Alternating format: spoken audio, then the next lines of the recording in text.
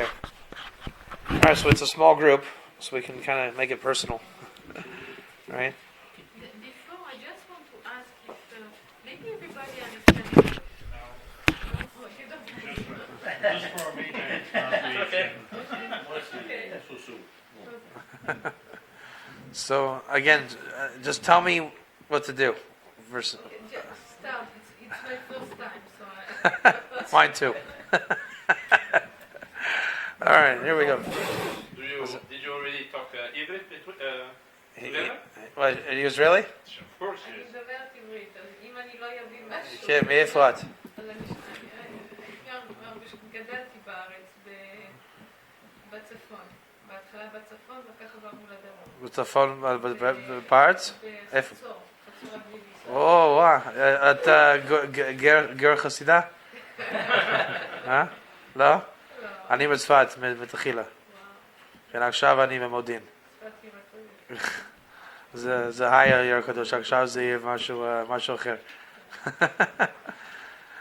אשתי עובדת בחצור הגלילית. זה השתנה מאוד. כן. כמה זמן שמה? לא, נשארנו שנה. ואחר כך עברנו לדרום, לאשדוד. כן. טוב. Okay. Like I said, it's a small group, so we'll keep it real. Yeah. All right. Does everyone know everybody? I'll just go ahead and introduce for those that don't know. Yeah, we'll figure out how the flow will go. My name is Rabbi David Katz. Obviously, just spell out things that maybe are not obvious. I came from Israel. When I met Hugo and Jessica online, I was from Sfat. Jessica first. What's that? That's true. You met Jessica. I have a whole portion of the talk about that. So I was from Sfat, and just about a month ago we moved to Modin. That's a good one. Yeah, but I've never actually lived in Modin. We the day after we moved to Modin, I was on a plane to Cape Town for 2 weeks, and then just came back for a week and a half to pay bills and stuff. Then came on this trip. So all the time in Cape Town, people said, "Where are you from?" It was kind of a hard question. Because if I said I'm from Sfat, I'm not really from Sfat. If I said I'm from Modin, they'd say, "How's Modin?" I'd say, "I don't know. I never lived there." So it's kind of an awkward guard. Yeah, They found the Kiver Tzadikim there. Une rapide traduction. Oui.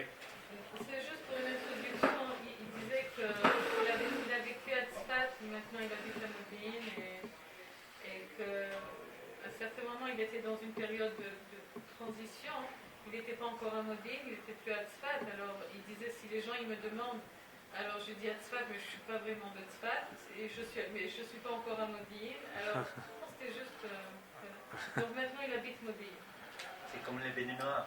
Je ne sais pas encore si on est On n'est pas sûr. Je ne sais pas si vous avez venu à l'âge béninois. Qu'est-ce qu'on est exactement? So, I assume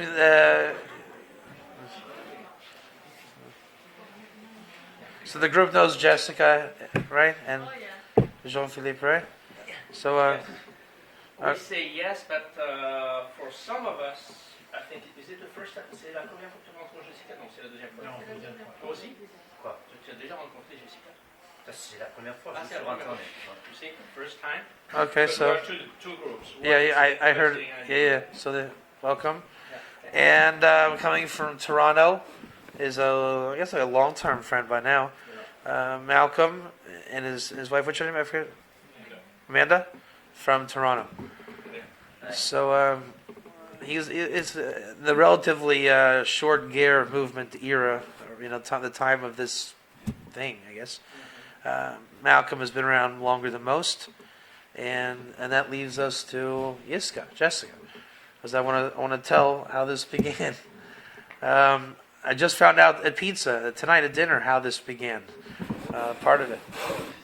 I don't know which part of the story to start with, but long story short, I guess. I was living in Sfat. I guess I'll tell at the beginning from this. I went through some personal issues. My wife passed on, and I'm raising my 2 kids.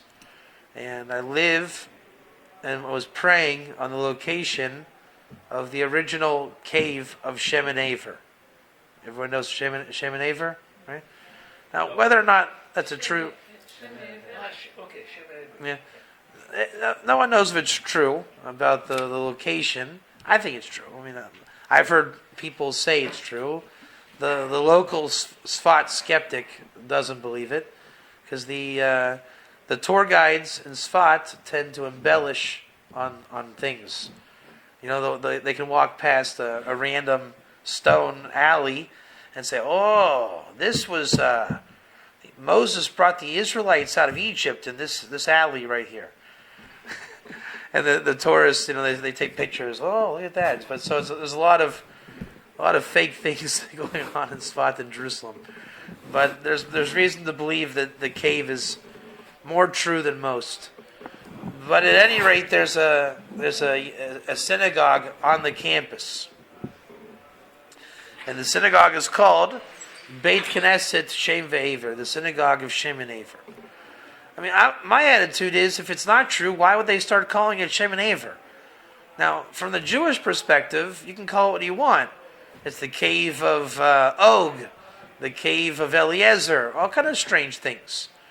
But those that know this type of work, Shem and Aver usually is not an accident, right? It's special work, Shem and Aver. Even more so than Noah and Noahide. I'm probably at this point the world expert on Shem, and I can tell you it's very, in Hebrew you call it chashuv. How would you translate chashuv? Yeah, it's a very chashuv Indian. That's what it is, and so you know here we are in the 2000s. I mean, I got this spot in 2001, and it was already a known synagogue. From where I am now in my work, I have a hard time believing that it's fruitless. There's got to be a reason why somebody once upon a time chose Shem and Aver. So I always had in the back of my mind that it was special, and I went to yeshiva, knowing about Malki Tzedek in the American kind of messianic and Noahide circles. They call it Melchizedek. You say a little something.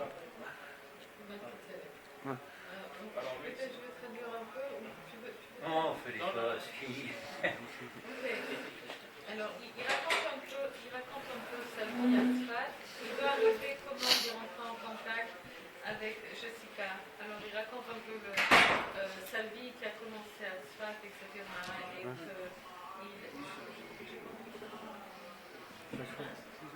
il vivait avec sa femme qui malheureusement... Which one? Lewin or Cohen?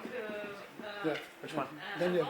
Yeah, Cohen. Yeah. Okay, great. Sorry to be late. That's okay. Nice to meet you. Nice. So I'm just telling a story now about how it began. Okay. But when we start, I'll probably want to ask you some questions for the crowd. Just get into issues, just a little light. Just, you'll see. It'll be good. As we.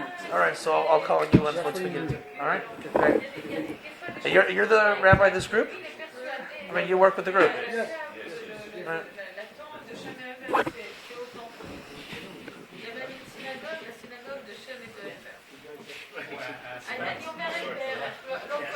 Ken. The kid sore.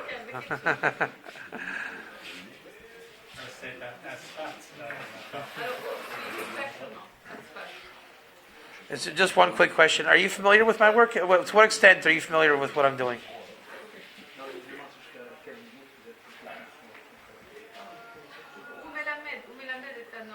Yeah, but my work in particular, are you...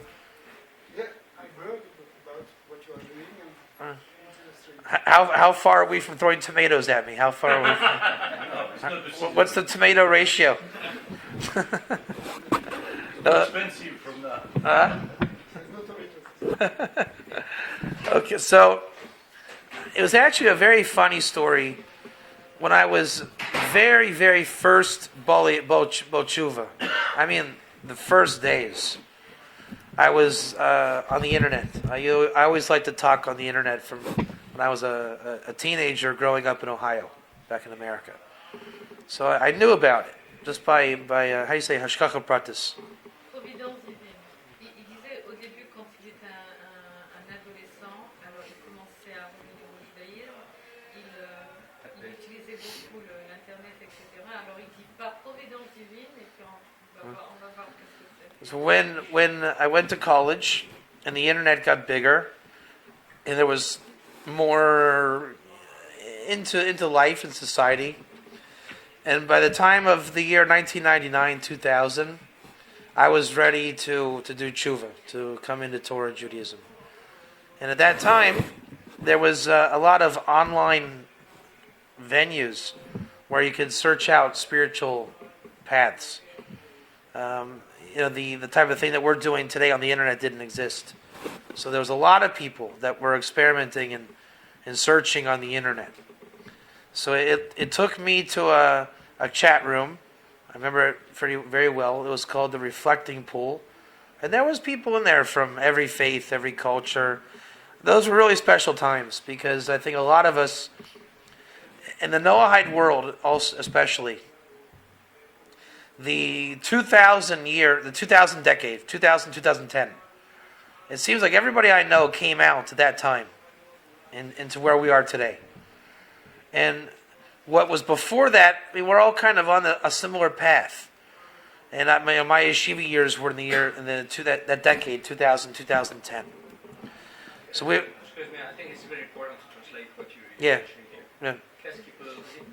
Pour l'instant, il n'y a rien de consistant. Il parle juste des dates à partir du moment où il a commencé à revenir au judaïsme. Oui. Alors, il parle de 1999, 2000, l'année 2000, mais il dit que de 2000 jusqu'à 2010, il y a eu un grand changement qui se fait. C'est là-dessus que moi je pense que c'est important pour nous de savoir. Ok. Ce qu'il veut dire par là, c'est qu'il était souvent sur Internet, il contactait, il chattait avec les personnes, et que de plusieurs tendances. Et là, il va arriver à ce qu'il veut dire vraiment. So If I could Yep. ask you, since it's a lot of giving over of information. yeah. So if you could, to begin with, what is your goal tonight? What are your objectives? And then we can, maybe find the storyline. Yeah. Because between the two, We don't really have a goal. the history. We don't have a goal. Okay. I wish there was a goal. Everyone asks if there's a goal. We need to discover the goal. For you to be here. Well, we need to discover that. Okay. Il avait Yeah. Very good point. Yeah. I wish there was. I wish it was easy to say. A very good answer. Also. Yeah. We're all here from different venues and parts of the planet, Yeah. and no one knows why they're here. I know why we're here, but everyone has to discover why they're here. Because this guy here has been studying Ger for at least a couple years. Hugo and I have been talking Ger now for 4 years. This is brand new for you. These guys have been here for Noahide groups for a while, but they don't know what Ger is. Jessica's discovered Ger 5 years ago. We're not on the same page. We have to arrive on the same page. So we're going to have a story time for a couple minutes to get on the same page. So I met a Noahide woman at that time on the chat room. I didn't know she was Noahide. She was, again, now I know what it is, but back then it was just an interesting person that knew a lot about Torah, wasn't Jewish. And she told me about Shem. To make a long story short, to facilitate wherever we need to go, I got to Sfat. There was a synagogue called Shem and Aver, so it was always in the back of my mind.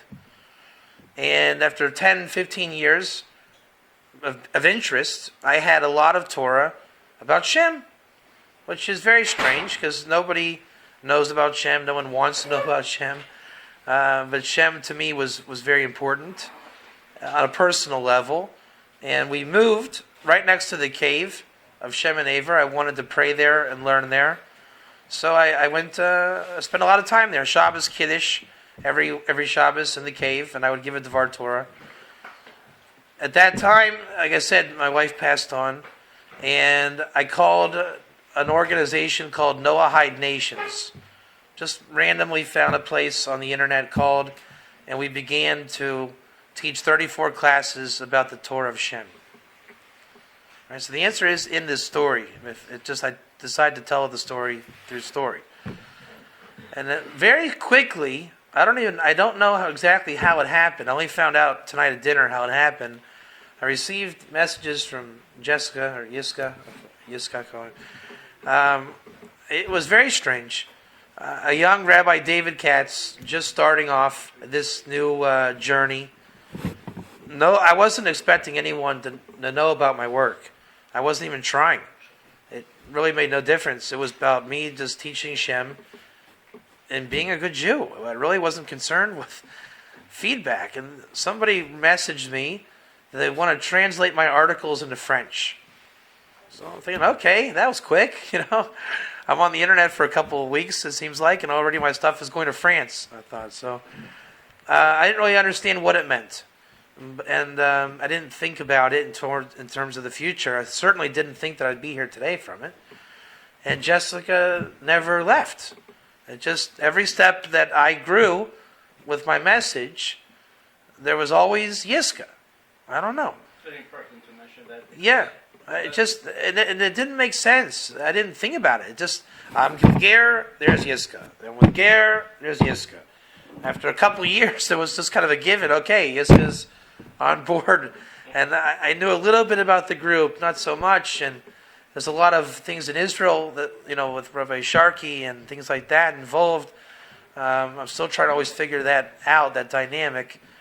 But I always knew that my Ger message was going in possibility out in other languages, which today it's a reality. It's going to be The World of the Ger, on sale for $29.95. Is going to be on Amazon.com this week or next, translated into Spanish. And we're still waiting on French translation.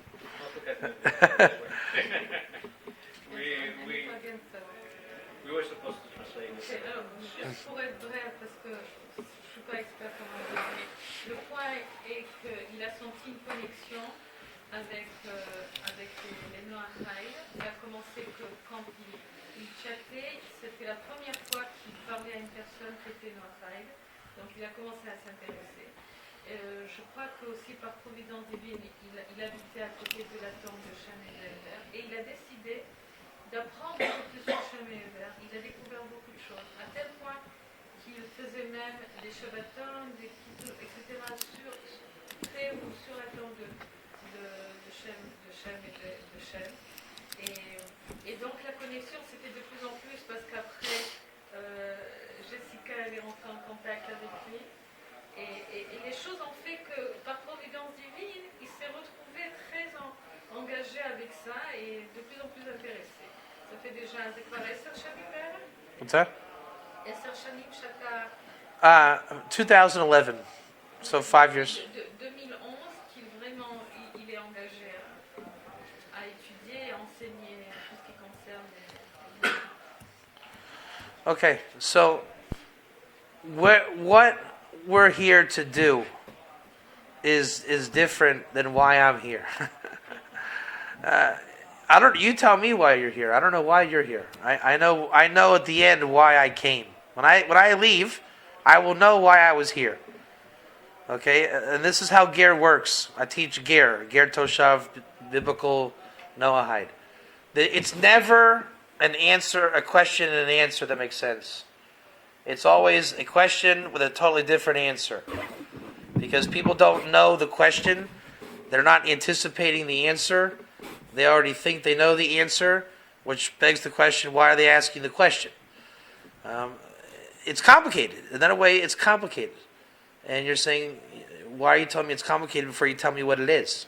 Because I'm telling you the answer. Whatever you think it is, it isn't. So the faster we can get to the point and let me say why we're here, rather than why you think you're here, we'll be on a good way. But there's not just one answer. I'm here to teach Ger Toshav is the answer. If that was simple, we could all pack up and go home, and you already got the answer. I'm here to teach Ger Toshav. You need to figure... Yeah.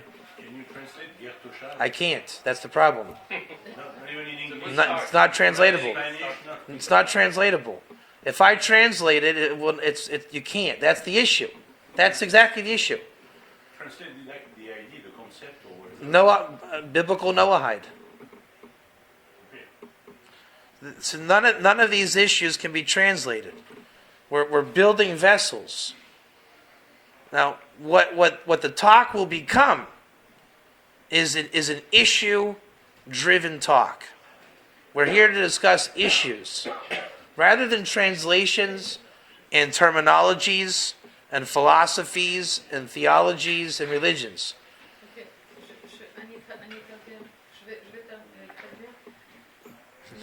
Il demande à chacun et à chacune d'ici pourquoi vous êtes venus ici. Quel est votre but, qu'est-ce que vous êtes venus, ou qu'est-ce que vous espérez entendre ici. Quel message. Lui-même, il a dit à travers vous, quand je veux savoir pourquoi vous êtes venus, peut-être il aura une réponse. Lui, pour lui-même, il se demande. Parce que lui, il est expert, il a fait des études, il a enseigné par rapport au Ger Tour au Noachai. On l'appelle Ger Tour dans la Bible, et Noachai plus récemment.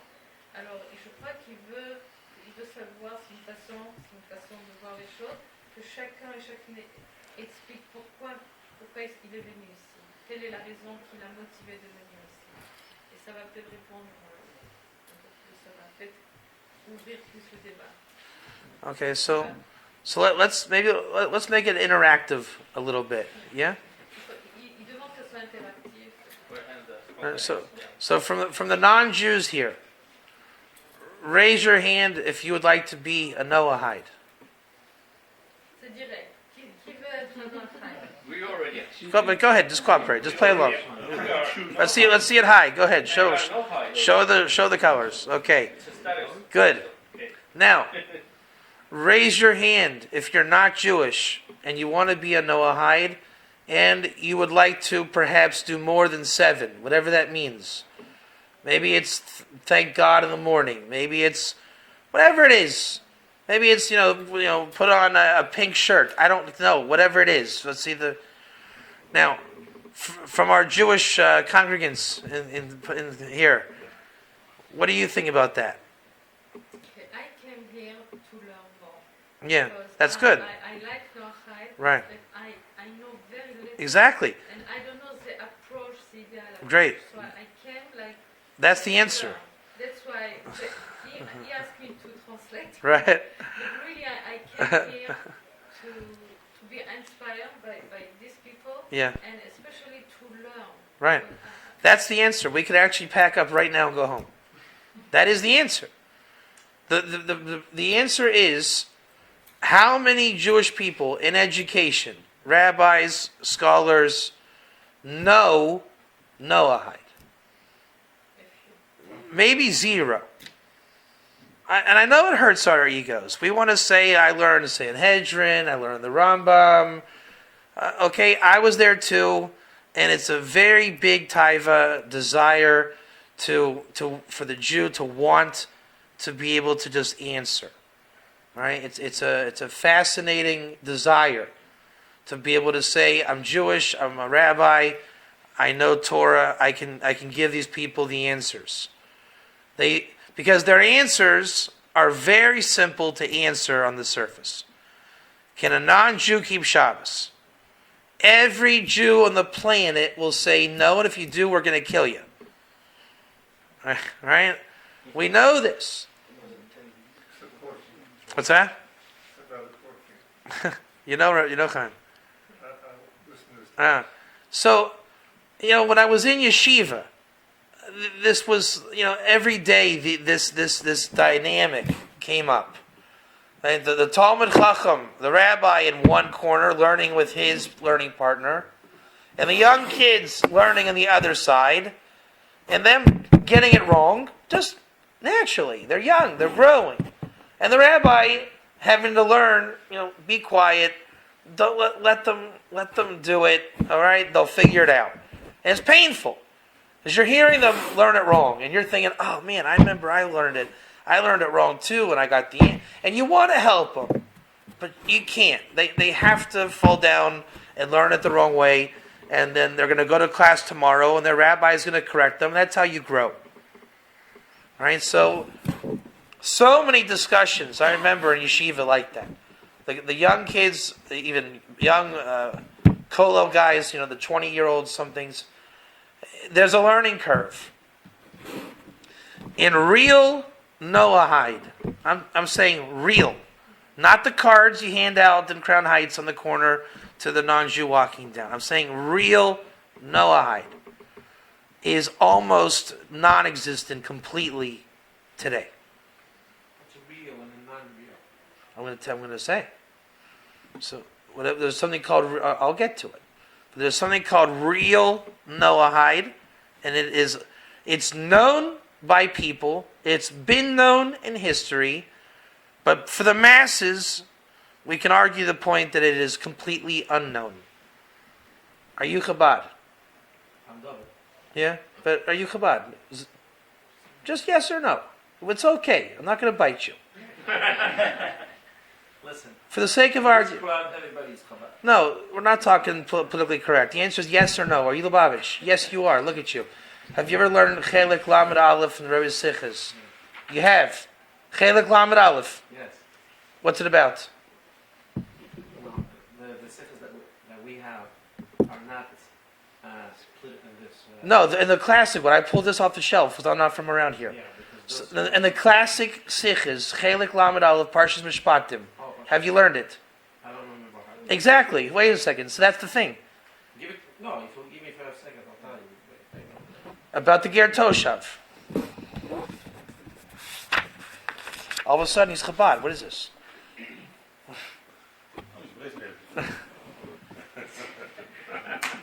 So, to make a very long story short, if you have not learned this Sikha inside and out, backwards and forwards, then there's a learning curve.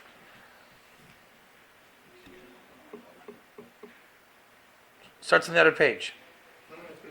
No, I don't have one. Exactly. Somebody here has learned it though, because when I found it on the bookshelf, there was a bookmark on that page.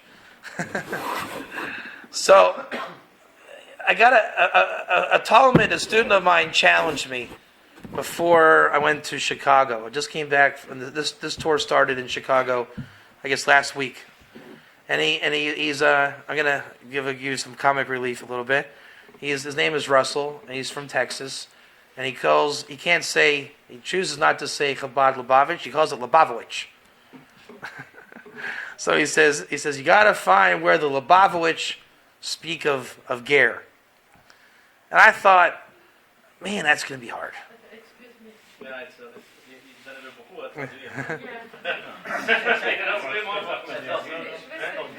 I'm sorry. Yeah. Ok, juste, ce qu'il essaie de montrer, c'est qu'en vérité, même dans le monde juif et dans le monde érudit, les gens, ils ne savent pas vraiment qu'est-ce que c'est un Ger Tour. C'est comme, on va dire, une nouvelle bête. Mais en vérité, c'est authentique, c'est ancien, et c'est le Rabbi de Lubavitch. Et là, je rajoute qu'il a remis en disant aujourd'hui, on a l'obligation d'informer. Nous, les Juifs, ce n'est pas un choix d'informer les non-Juifs. Ils attendent que ça. Il faut le faire. Alors, ça reste encore quelque chose de nouveau et on ne connaît pas l'approche. Et c'est ça qui disait qu'en vérité, les choses, ils sont là, mais les gens, ils ne connaissent pas. Il y a peu de gens qui connaissent. Aussi, il disait, il y a peu de gens qui peuvent s'appeler vraiment un Ger Tzedek, et il va arriver à ça. Un Ger Toshav ou un Noachai authentique, et là, il est en train d'expliquer. So I didn't like the challenge. I didn't think I would bring this over. I didn't think that the challenge would be met. And I have what's called Otzer Chachma. It's a hard disk, 50,000 books. And I was searching with my student, and I found a work from a Chabad rabbi in Crown Heights. So I'm actually going to have the privilege to meet him next week, Rabbi Avram Gerlitsky. Very privileged to meet him next week. It's kind of closure on this whole thing.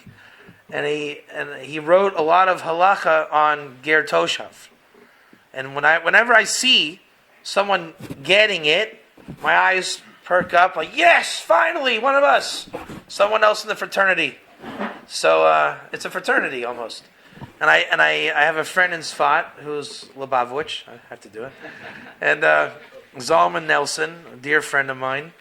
And he knows everybody, so that's his function in Chabad. I said, look, I need this phone number now. He got it within seconds. So I called Rabbi Gerlitsky, and He only had one major issue with what I was teaching and saying.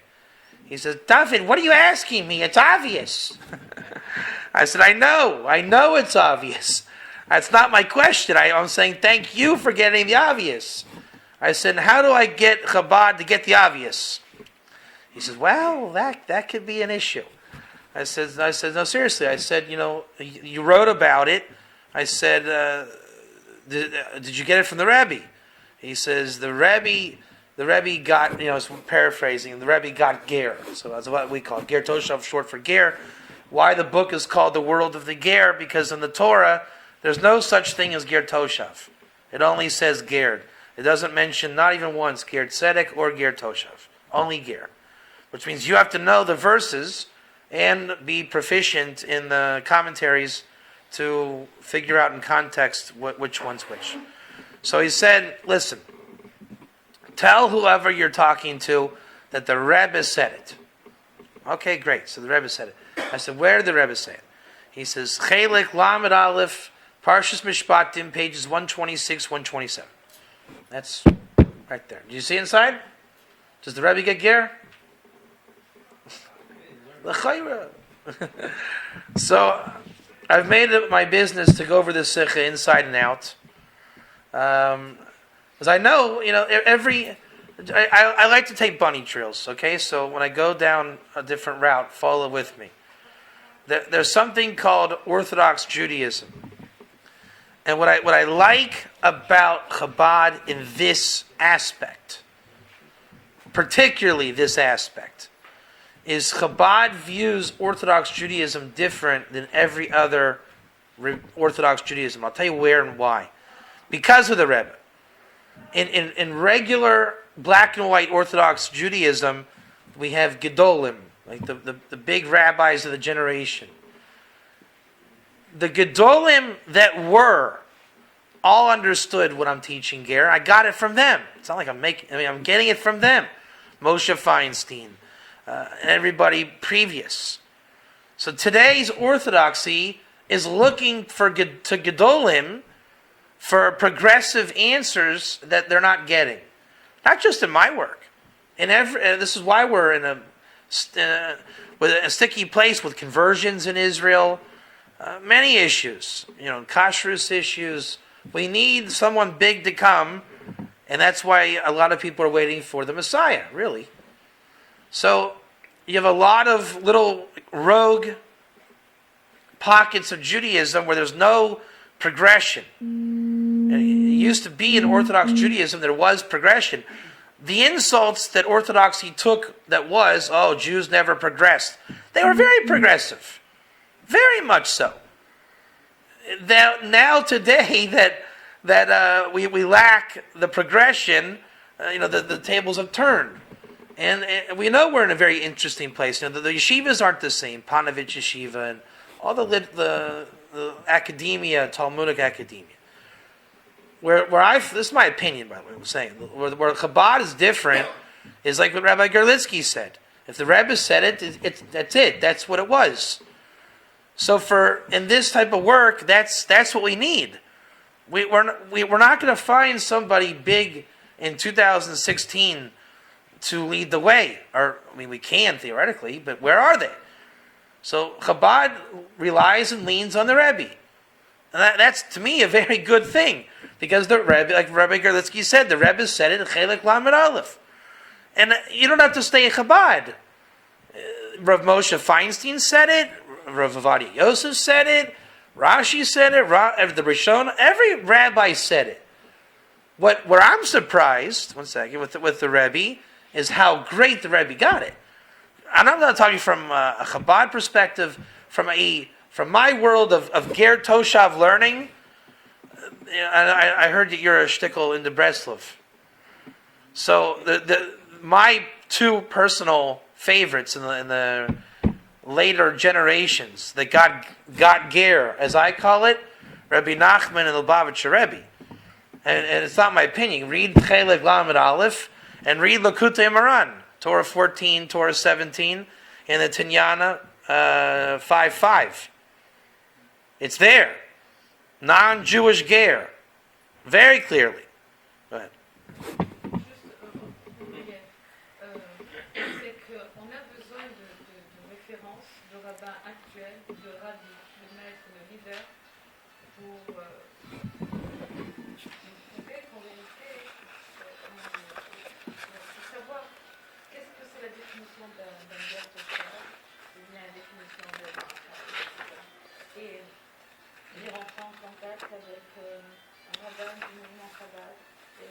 dit bien sûr, c'est évident, le Rav y a parlé, il a donné les références dans quel livre, etc. Et lui, ça l'a rassuré parce que on a besoin justement de grands leaders comme le Rav, etc., avec des bonnes références. Et voilà, c'est plus ou moins ça. Puis la référence sur le Chabad aussi, qui sont orthodoxes, enfin dans l'orthodoxie. Le Rav, il est un avant-gardiste, c'est-à-dire la Torah, elle ne change pas, etc. Mais quand même, le Rav, comme il a parlé par exemple, on avait regardé dans la réunion à plusieurs fois où le Rav parle des Noachai. Pas tout le monde parle comme ça. Lui a dit oui, c'est une obligation, on doit aller vers eux. Pas beaucoup de rabbins parlent de cette façon-là. Alors, il dit, dans notre génération, c'est notre travail qu'on doit faire. Mais il dit qu'il y a quelques rabbins aussi qui ont parlé, comme Rav Moshe Feinstein, Rav Yosef, à l'époque Rashi, au Moyen-Âge.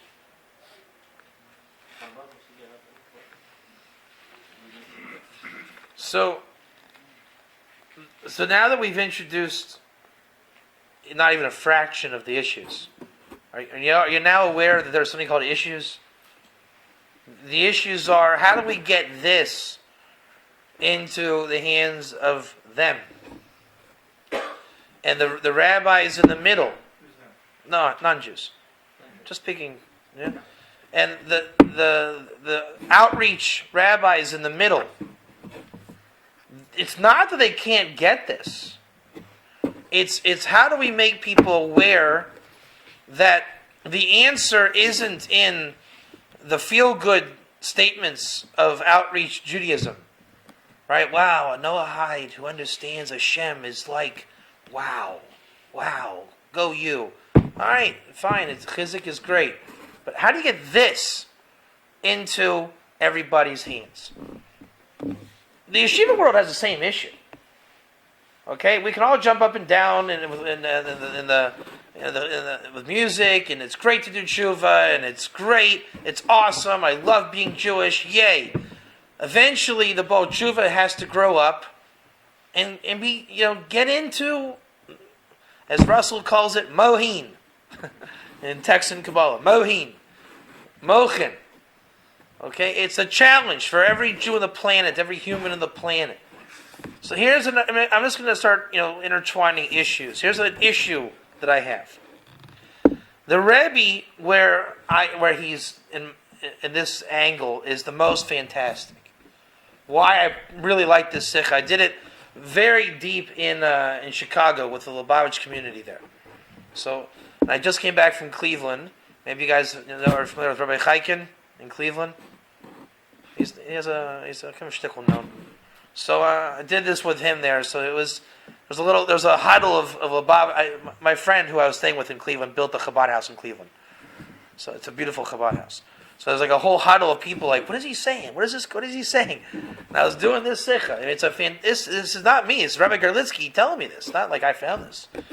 But from a ger enthusiast such as myself, why I appreciate the Rebbe is he finally found a term for the Noahide, according to ger. So this is where the game changes. And 99.9% of people fall off. What do you call a Noahide in Hebrew? According to the Rebbe. Yeah. Maybe. So ready for this? I'm trying to find the language in here, but just like you said, it's not the same layout. I'd like to find it just to read it, but I hate to paraphrase. Those that know me know I hate to paraphrase. Oh, here it is. We got it. So here, I'm speaking to you three men. Yeah? Ready? V'chein. With me? V'chein. Ger Toishev. She'eno. Kivush Tachas Yedenu. Again, v'chein ger toshav, she'eno kivush tachas yedenu. What does that mean, gentlemen?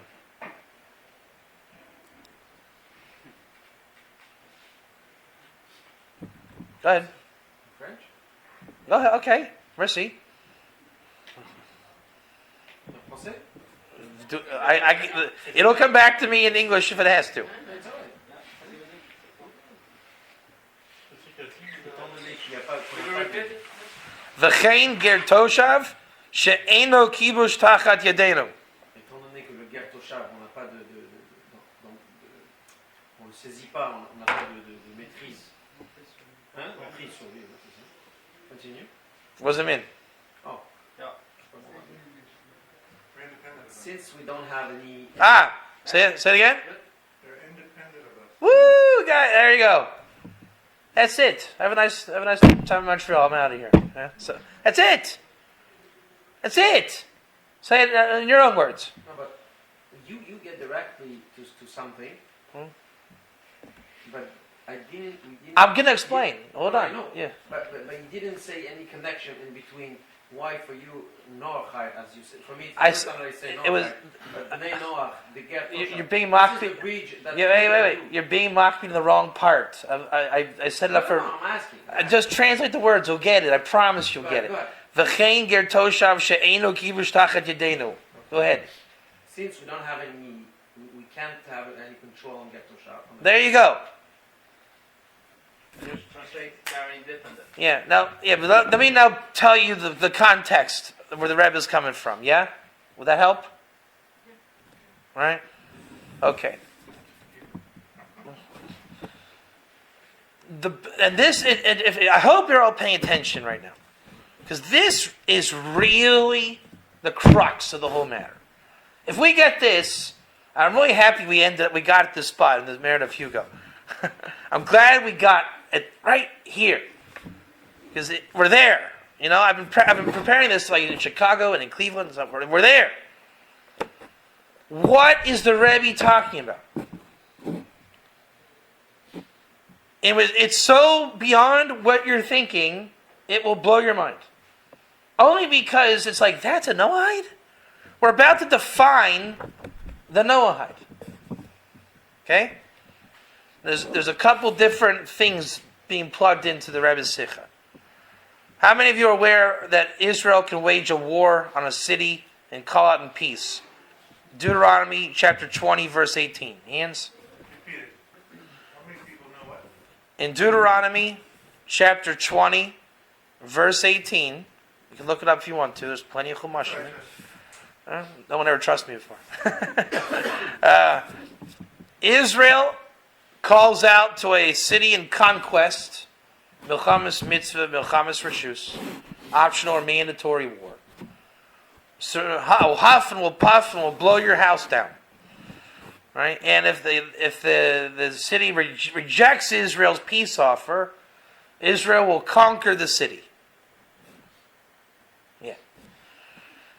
If Israel conquers them and brings back the captives to Israel to build us a machsan, they're going to build for us my property.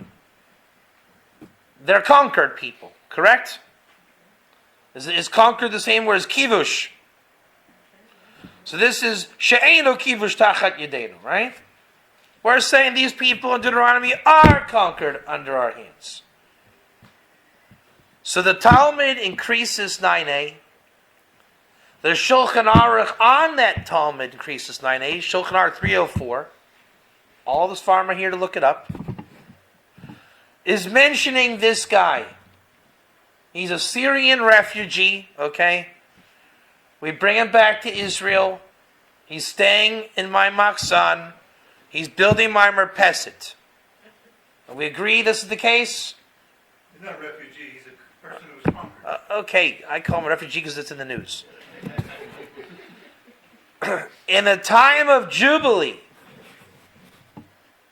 he works for me.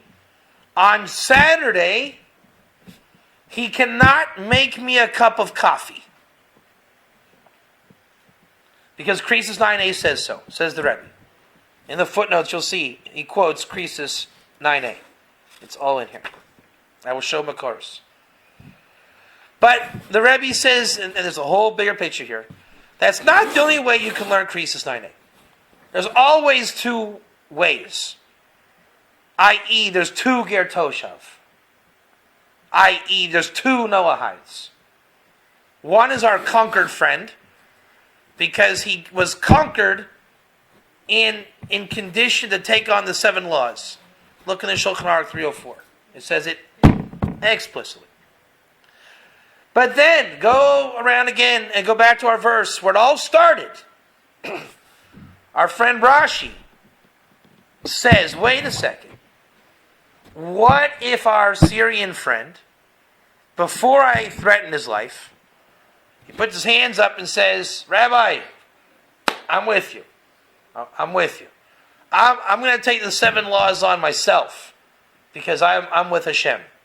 Just like Rahab, Rachav, in the book of Joshua did. Right? Maybe I'm going to translate. Good. Par rapport à ce que le rabbi apporte directement de la Bible, apparemment il y a deux situations. Il y a un Ger Toshav, c'est-à-dire un Noachide, que lui, il a été capturé. Et le fait qu'il est capturé, le juif a l'obligation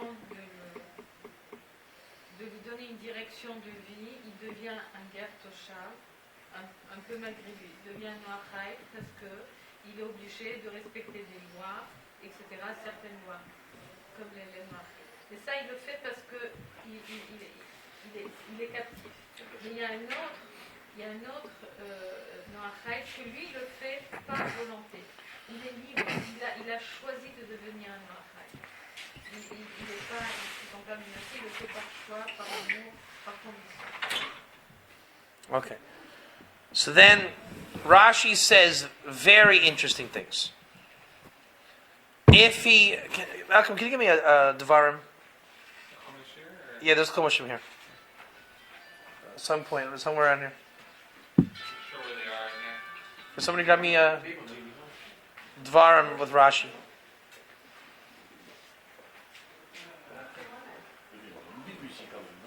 Also, I'm in touch with him. Could be over here, I'm not sure.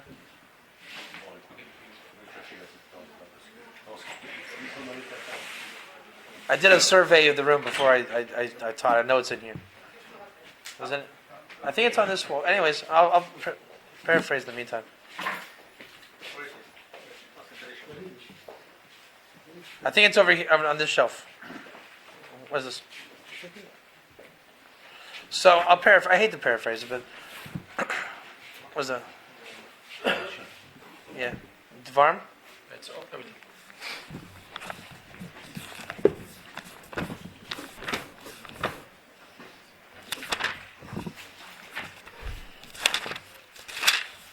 So remember when I say ger, I'm talking about my work in short. Okay, we're not talking convert ger toshav. Just when I say ger, just think my work for the sake of discussion. So in getting ger, it's massive chidushim. Chidushim, a novel idea. They're not mine. They're littered throughout the entire tradition of Torah. Here's a golden one. When you're calling out to a city in peace, and you, for the sake that the Jewish people don't learn the ways of the idolaters that we're conquering, that's why we're going to war with that nation. Rashi, this is 2018 in Deuteronomy. Rashi, so that you don't learn from their ways. Again, think about what I'm saying. I'm not calling you guys, all right? Ha'imasu tshuva. What does that mean? What does that mean? Go ahead. If they do tshuva, right? So it already sounds like a good thing. They're doing tshuva. We're not putting a bullet to them, right? They're doing. Hey, I accept, right? Ve'izgayru. What does it mean? Ve'izgayru. That's what everybody would say. It's not. They became ger. Everybody would say they became converted. Hold on. Atar rashoy lekablam. You can accept them or receive them. On this Rashi, Are you familiar with Sifsei Chachamim? Would you agree the Sifsei Chachamim is the classic accepted commentary of Rashi? Sifsei Chachamim says on this, and you can look it up right now, this is Nizgairu became Ger, as in Ger Toshav, to the 7 laws of Noah. Because it doesn't make sense to say converted here. You can look it up right now. The Rashba, and I have it here also, brings down the opinion. This is not his opinion. He's bringing Masorah. All language, Ger, Shinizgairu, all these things. There's 2 ways it can go. Anytime.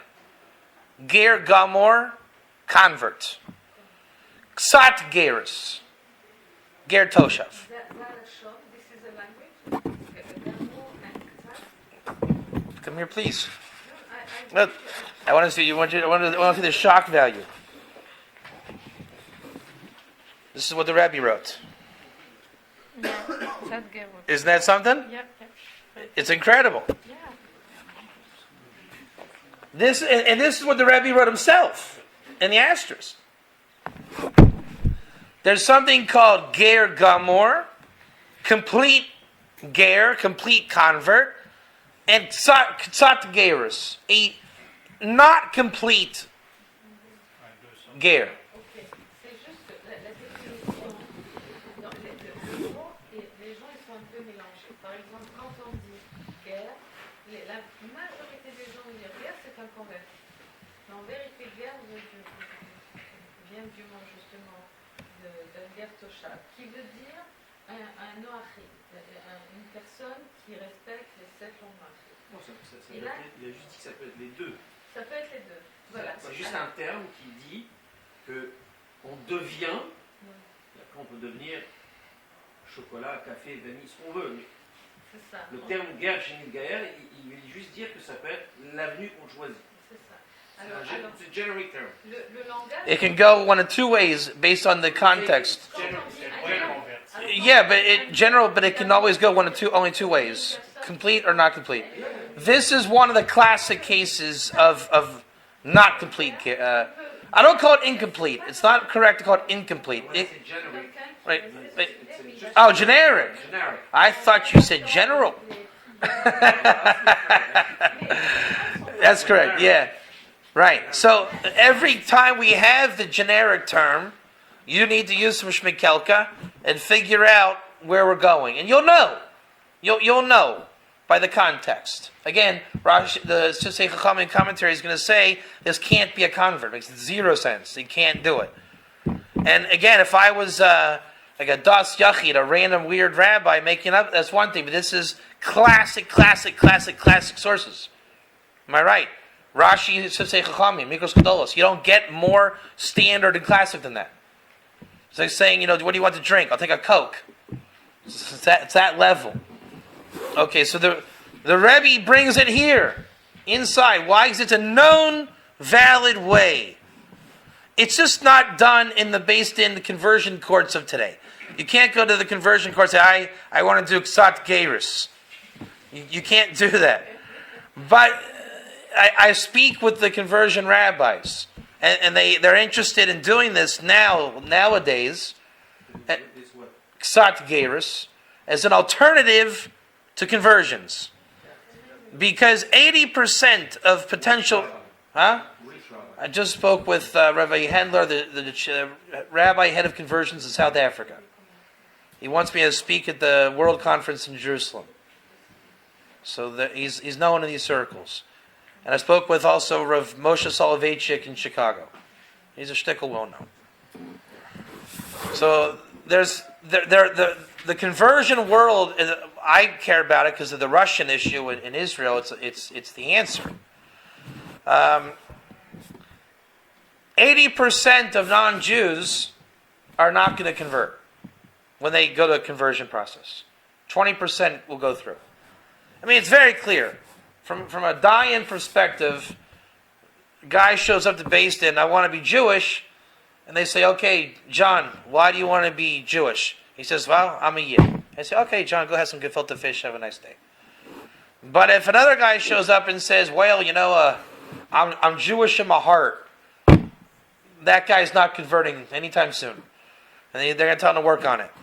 And then, he just keeps coming back and it's never going to go.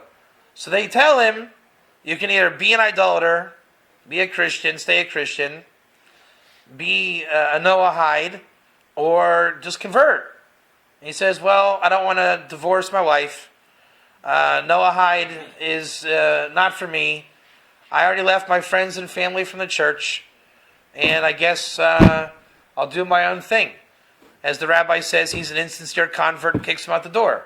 I literally was told that by a very known Dayan. I won't repeat the name. No one's giving the option in the Torah that's real. Most people don't want to convert. They want to do something. They don't want to remain a Christian. But we're not giving them the answer. Now, why? Not because they're evil people and we want to... They just don't know. If you don't know what the Rebbe is saying, how would you know?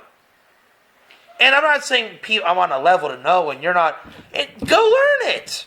But understand, the Rebbe is speaking about something so in it, you got to know that's where he's coming from. We're going fast to a conclusion here. We didn't learn that much about the subject yet. Okay. You say there is a concept of Ger Tour. You say there is a concept that Gershon is there. It's not necessarily to become Jewish. Okay. You explain that there is Tzad Gerut, etc. Okay. But directly from this book, you explain that now there's a third option? I didn't say that. Yeah, you I did not say that. You say there is I did not say that. You did. No, I did not. I said there's an You said option. it was a viable option. You said it was an option. Exactly. It's not a viable option. Nothing I teach is a viable option. Viable can be viable. Okay. Nothing is viable until the Jewish people make it viable. The Torah comes with Ksat Geirus in it. Why? So what's the issue? Why are we here? To make it a viable option. And that will only happen not when David Katz says so, because I'm not able to say so. That's why it's not logical to say that. We need to make awareness. That's all we're doing. I'm saying you're going to walk out of here tonight, tomorrow, you're still going to be Noahides. Nothing changed. Except we need to make awareness that there are options. There is growth options and opportunities. Not only for non-Jews, but for Jews as well. Rabbis, Batei Dinim, it's good for everybody. The Rebbe knew it. What could he do? He introduced Noahide because nobody would have known what he was talking about if he said Ksat Geirus. Nobody. Everyone that knows this knows you can't just go and say, hey, everybody, Ksat Geirus is an option. I'm the only one dumb enough to do that, so to speak. Not viably, but yeah. Je vais faire un résumé, peut-être parler de l'essentiel. C'est que les gens, même qui veulent se convertir, ils ont l'impression, ils ne savent pas que tu as une autre option. Ils veulent dire, non, reste ce que tu es. Tu veux devenir spirituel, tu veux t'approcher de Dieu, tu veux te raffiner, tu veux... Deviens montagne ou Ger Tour. Ce n'est pas nécessaire de la conversion. Et dans la majorité des cas, les personnes qui se convertissent, ils réalisent que c'était pas vrai. Parce qu'il y a vraiment un petit pourcentage qu'ils se convertissent, la majorité, et donc ça devient vraiment un problème. Alors que la Torah offre cette opportunité à tout être humain qui veut se raffiner, se rapprocher de Dieu, de faire ses commandements, de devenir un Noachai. Dans certaines circonstances où l'un, dans le couple, il veut se rapprocher de Dieu, etc., et il veut se convertir, ça fait la séparation, c'est pas la volonté de Dieu. Dieu ne veut pas séparer les couples, séparer les familles, déchirer les familles. Donc il y a cette option de devenir Noachid et rester avec sa femme. Ou avec son mari. Mais c'est ce que déjà plusieurs d'entre nous vivent. Hein. Oui, absolument, absolument. Yeah. N'est-ce pas? It's exactly the situation. The situation here, you have few people who really want to be close to God. Right. And they are married. And That's it. They can't convert. They're not Christians. Noahide's not it. Right? This, by the way, is more viable and valid in the Brisker derech, the Briskers. I met with Rav Moshe Soloveitchik. When was it? on this earlier last week in Chicago. And he gave me a book written by his father, Rav Aaron Soloveitchik. Really powerful stuff. The Briskers think this is halacha l'maisa. Rav Moshe Soloveitchik told me in person. There's a photo of it on me and him. I can show you. He said, this is halacha l'maisa. He said, my father wrote the book. It was halacha l'maisa. It is practical halacha. And I said, well, then how am I supposed to get people to know that? He says, no. See, a brisker doesn't care what other people think. So on one hand, that's one option. But I'm not going to go and only look at that. But the Grease on the Rambam, the Brisker Rav, and I have it here also. He explains, this is your issue. The way to become a ger, and the next question, I already know what you're asking. Why should I become a ger? That would be my next point. How do I become a ger? You say, I, state your name, am a ger. That's all. It's called Kabbalah, receiving on yourself. Now the question becomes, okay, great. Rabbi Katz says I can become a ger. Now why should I become a ger? Here's the answer. This is even a very deep answer. It's very good. I just got done giving this over in Cleveland. A Noahide has, and we're going to do a fast exchange. Just give me quick confirmations, okay? A Noahide has 7 laws. Agreed? So the 7 laws, that's it. They have more to new religion. They have 7 laws. They have to do them, right? Yes, yeah. Okay. One of their 7 laws is dinim. Correct? What it is? Could you explain what Statutes. Okay. How do you, the Noahides, do dinim today? I'm going to ask you, Hugo. Hugo, you keep 7 laws, right? Yes. Did you kill anybody today? Not really. Did you steal? Did you steal? No. Did you commit adultery? No. Did you blasphemy? No. Did you do idolatry? No. Did you eat the leg of a cow? No. Did you do dinim? The enables. Okay. So. Okay. It's always that. It's a funny one. We had quick 6 great yeses. Then you stumbled, and all of a sudden, how do I? That we're really living we have a system. We have a civic, a legal system to respect. Okay. So, are you talking? But you're giving me a whole song and a dance. So you didn't give me a song and a dance about ripping the leg off of a cow. Now you're giving me a whole song and a dance on dinim. Huh? I know. It's a problem. We want to do it. Exactly. We want to do it, but how do we do it? Isn't that, it's like part of getting ger, Noahide, is really being honest with yourself. It's hard. Because this is why people guess with the laws. Right? Can a goy keep Shabbos? No, a goy keep Shabbos is chayiv misa. Did you ever see it written? But maybe Ger Toshav, it's not. They're not goyim. They're halachically not goyim. They can keep a Shabbos, but not in a certain way. But when the non-Jew asks, they get the question every time the same way, okay? And the Jew answered that question without thinking, without looking it up, and it just came out, and it never is right. So we feel the answer, but they just, how do you do dinim? How do you do Shabbos? Then, the unlearned, so to speak, comes with these answers. It's like, well, we were doing good. What happened? So here's a brilliant answer. By the way, Krisis 9a is where you learn the Ger Tour of Shabbos. Here's the answer. A ger, the real kishkis of what is ger, it is a Noahide who is performing at a hitter mitzvah. How do you say hitter mitzvah in English? L'embellissement de la mitzvah, du commandement. His commandment of dinim. There's something called din shel ger toshav. The din, the law of ger toshav. everybody's going to say there's no Ger Toshav until Jubilee. And I decided, you know what? I'm going to stop fighting that. I'm going to agree. I agree. I fought this for 5 years. It's in the Rambam here. I can show you. It's the Ravid in the Rambam. I'm tired of arguing it. I throw in the towel. You're right. There's no Ger Toshav until Jubilee. Ce qu'il essaie d'expliquer, c'est que devenir un Noachaï ou un Ger, c'est tout un programme. Alors, il a énuméré toutes les mitzvot et dit, bon, est-ce que tu voles, est-ce que tu tues, etc. Mais à un certain moment, il faut prendre ça vraiment sérieusement et connaître bien et les appliquer. Et il disait que, par exemple, dans le monde juif, on sait qu'un non-juif n'a pas le droit de garder Shabbat. Mais avoir un statut de guerre Toshav ou de Noachaï, il doit garder Shabbat d'une certaine manière, peut-être pas comme le juif, mais il doit garder Shabbat.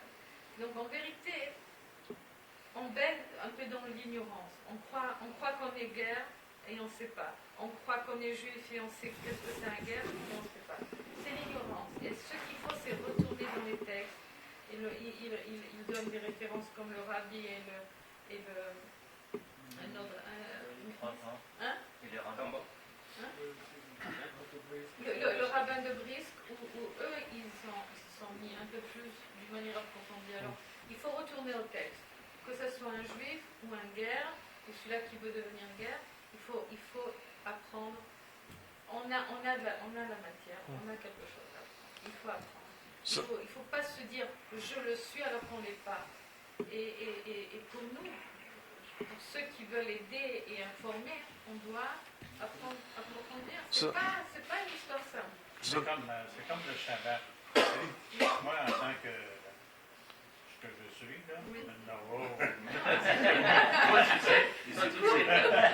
Oui.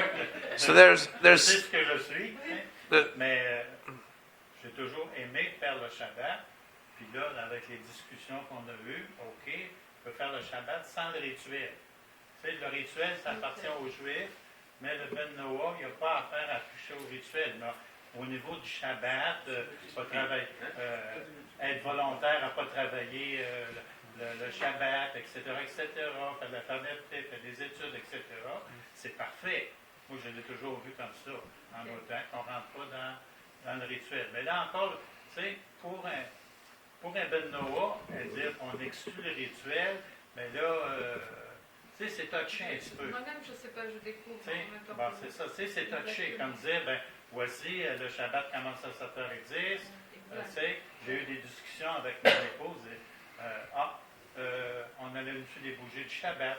Non, selon le rituel. Tu sais, on a eu toutes ces discussions-là. Nous autres, on aimait ça. OK, à un moment donné, c'est non. Tu sais, oui, tu sais. Tu sais, c'est ça, là. C'est comment observer les fêtes. J'aime les fêtes, mais etc. Mais toutes les fêtes, mais sans le rituel. Moi, c'est là l'approche. והוא רוצה לשמור שבת, אבל זה חוסר ידע, כן. הם לא יודעים מה לעשות, מה לא לעשות. אחרי מה שאני אומר עכשיו. After 1 second. So there's no Ger Toshav. I forget where I was before, but there's no the dinim. Okay, there's no Ger Toshav today. The Jubilee. So I'll throw in and say and concede. There's no Jubilee. There's no Ger Toshav. So this is where the Brisker Torah comes in. Really, Rav Aaron of Soloveitchik really got it. I mean, in terms of addressing the issues on the nose and giving on the nose answer. And that's been my job, is to really tighten this thing up so much that it's airtight. I mean, it's been airtight, but now it always gets tighter. There's something called Din Shel Ger Toshav, the law of Ger Toshav. Let me explain. What year is it right now? Go ahead. What year is it? What year? Huh? What is the year? 2016. What's the year? 2016? Yeah. Okay. So what is today? Where are we at tonight? Let's give a couple jabs. Where are we? What are we doing here? What is this? Right now. This is a work chemistry class. Okay. Foundation.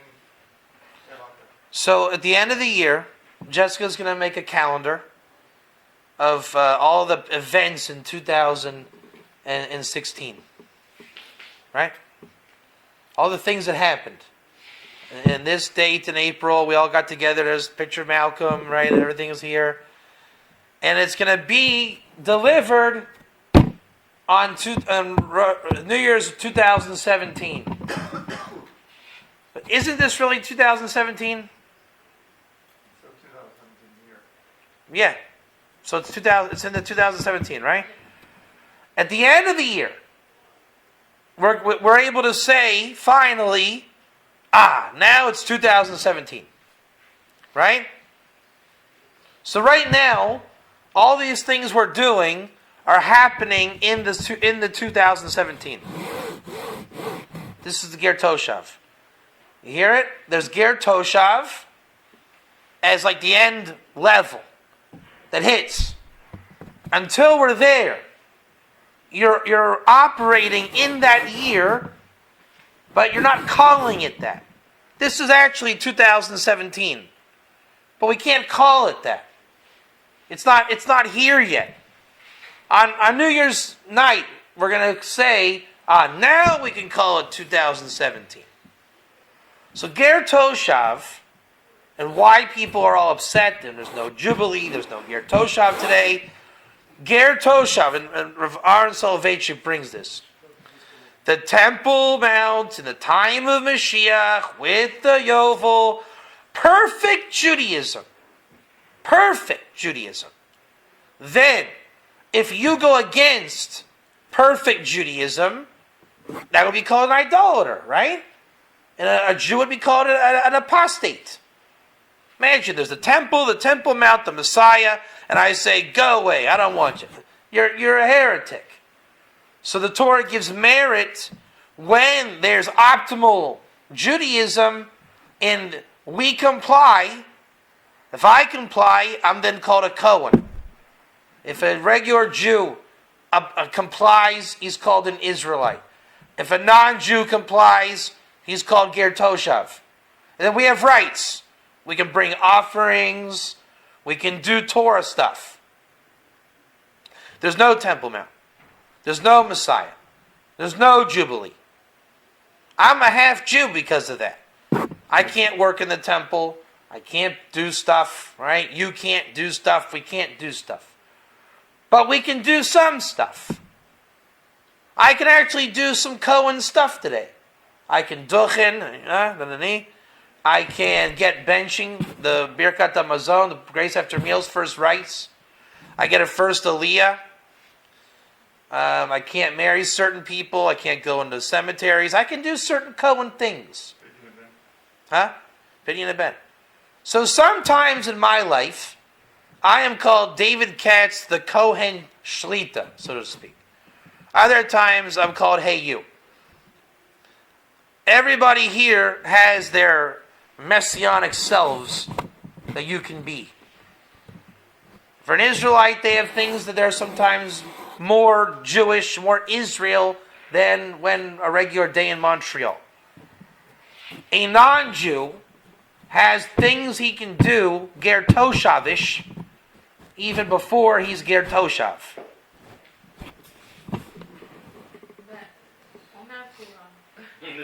C'est pas évident à traduire. Comme le Cohen, il s'appelle Katz, il est Cohen. Il n'y a pas de Beth Amikdash, donc il ne peut pas fonctionner en tant que Cohen dans toute sa splendeur, etc. Mais quand même, il a des choses qu'il doit le faire, même s'il n'y a pas le Beth Amikdash, comme Pidyon Ben, l'achat du premier-né et des autres choses. Alors c'est pareil, c'est-à-dire, même si je vais devenir un Ger Toshav. Alors c'est toute une préparation avec l'étude, avec la pratique. Au bout de la ligne, je vais le devenir. Mais on est dans une période de transition où on va le devenir. Cheminement. C'est un cheminement. C'est un cheminement, exactement. So, Moi, ça, So if these Noahides, Peut-être je suis pas très sûre. if these Noahides who do 7 mitzvahs, that's all they can do. Only 7. We're speaking a little strong on purpose. They can only do 7. There's no jubilee. I'm saying throw the bone. Give the detractors what they want. Okay, it's 7 go to heaven. 7 laws. That's it. We're not doing Shabbos. Nothing. There's no jubilee. We're skin and bones. But Rabbi, one of my 7 is dinim, and through dinim, I want to do it called din Yisrael. That means when a Jew, again, remember how we said with the Rebbe, we said think bigger, right? Think Croesus 9a. Don't think I'm a Noahide, Think Rebbe big. How about when a Jew has meat, non-kosher meat, the Torah, in this book right here, 14:21, give the non-kosher meat to a ger in your gate. Is that a Jew? Is that a convert? Hands, is that a convert? Yep. Cannot be a convert. It's actually a ger toshav. So the Noahide says, you know what? I'm going to take my din, one of my 7 dinim. Rabbi, I'm with you. Give me the meat. Let's go. Give me my meat. He says, okay, here you go. Take it. Otherwise, I have to sell it to a nachri, a literal Christian. And the Talmud warns, do not skip the ger toshav step. Even today, it's in the Shulchan Aruch. Literally, the law today. There's ger toshav today, so to speak. Din ger toshav. Why? Because otherwise, oops, another mistake. Oops, another mistake. Next thing you know, I have a nice little parnasa giving meat to the Christians. The ger toshav exists to say, Rabbi, you have a Noahide that comes to your class every week. You can't be given the Christian for sale your non-kosher meat. You have to give it to the Noahide. You're going to stop that little game real quick. So you're going to come get my meat, which is the basis of all relationship between the Jew and the ger. Avodah Zorah 64b, mitzvah l'chiyuso, even today. Without the need of a jubilee. You're not a ger toshav.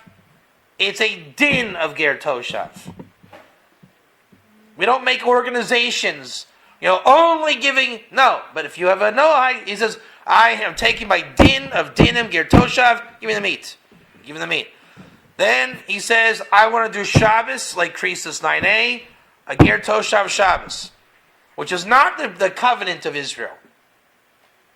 It's his way of saying, I don't serve idols.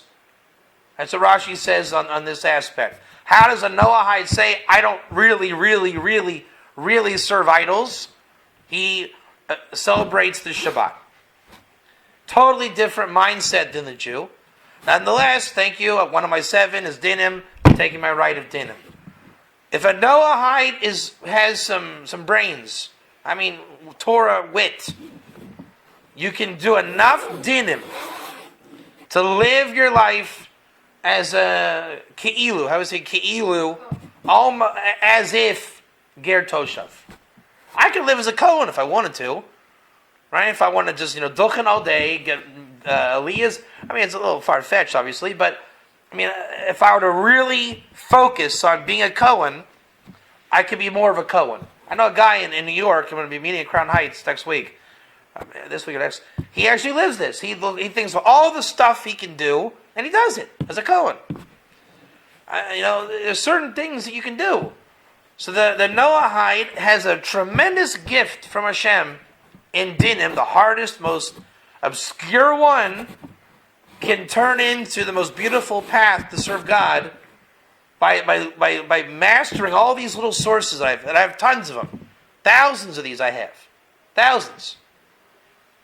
All of that can become the spiritual path of ger toshav today, which is it's Noahide plus strengthening dinim.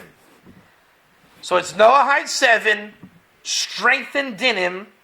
That gives you a possibility to do any mitzvah you want.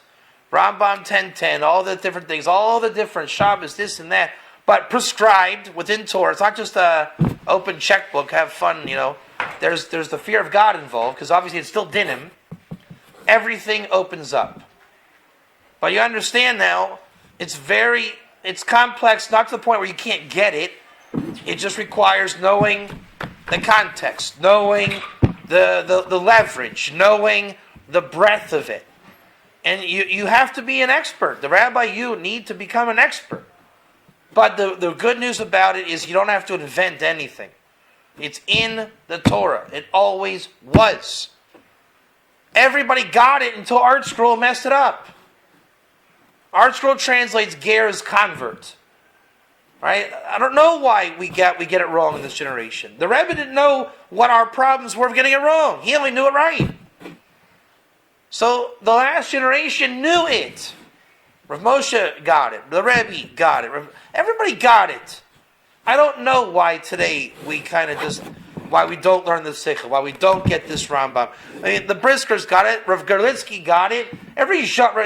Some Breslovers get Likutei Moran on the Ger sources. So it's not just me. There are plenty of people that get it. Okay. Yeah. May I ask you something? Yeah. Okay, first of all, I will be, I don't know, I probably missed a bit because I arrived late. I'm sorry for that. But I understood from today that we're going to learn, and we're learning a lot of things. And there is, of course, everybody understands now, there is a lot of things to learn about all the concept of the Ger Toshav, the whole. My question is like this. You say, and I have a question for you, you say, don't worry, we're gonna understand. But at the end, I see that you already put few base here, and I want to know, I want to hear from you. And don't tell me Rabbi Berlitsky and the Rebbe, Rabbi Soloveitchik, because yes, they understand the Torah properly. I understand that. But I want you to tell us now, if this is you have in mind, that the concept of a Ger Toshav, it's something that applies today. Because a Ben Noach, we all know that's applied today. Sheva mitzvahs apply today.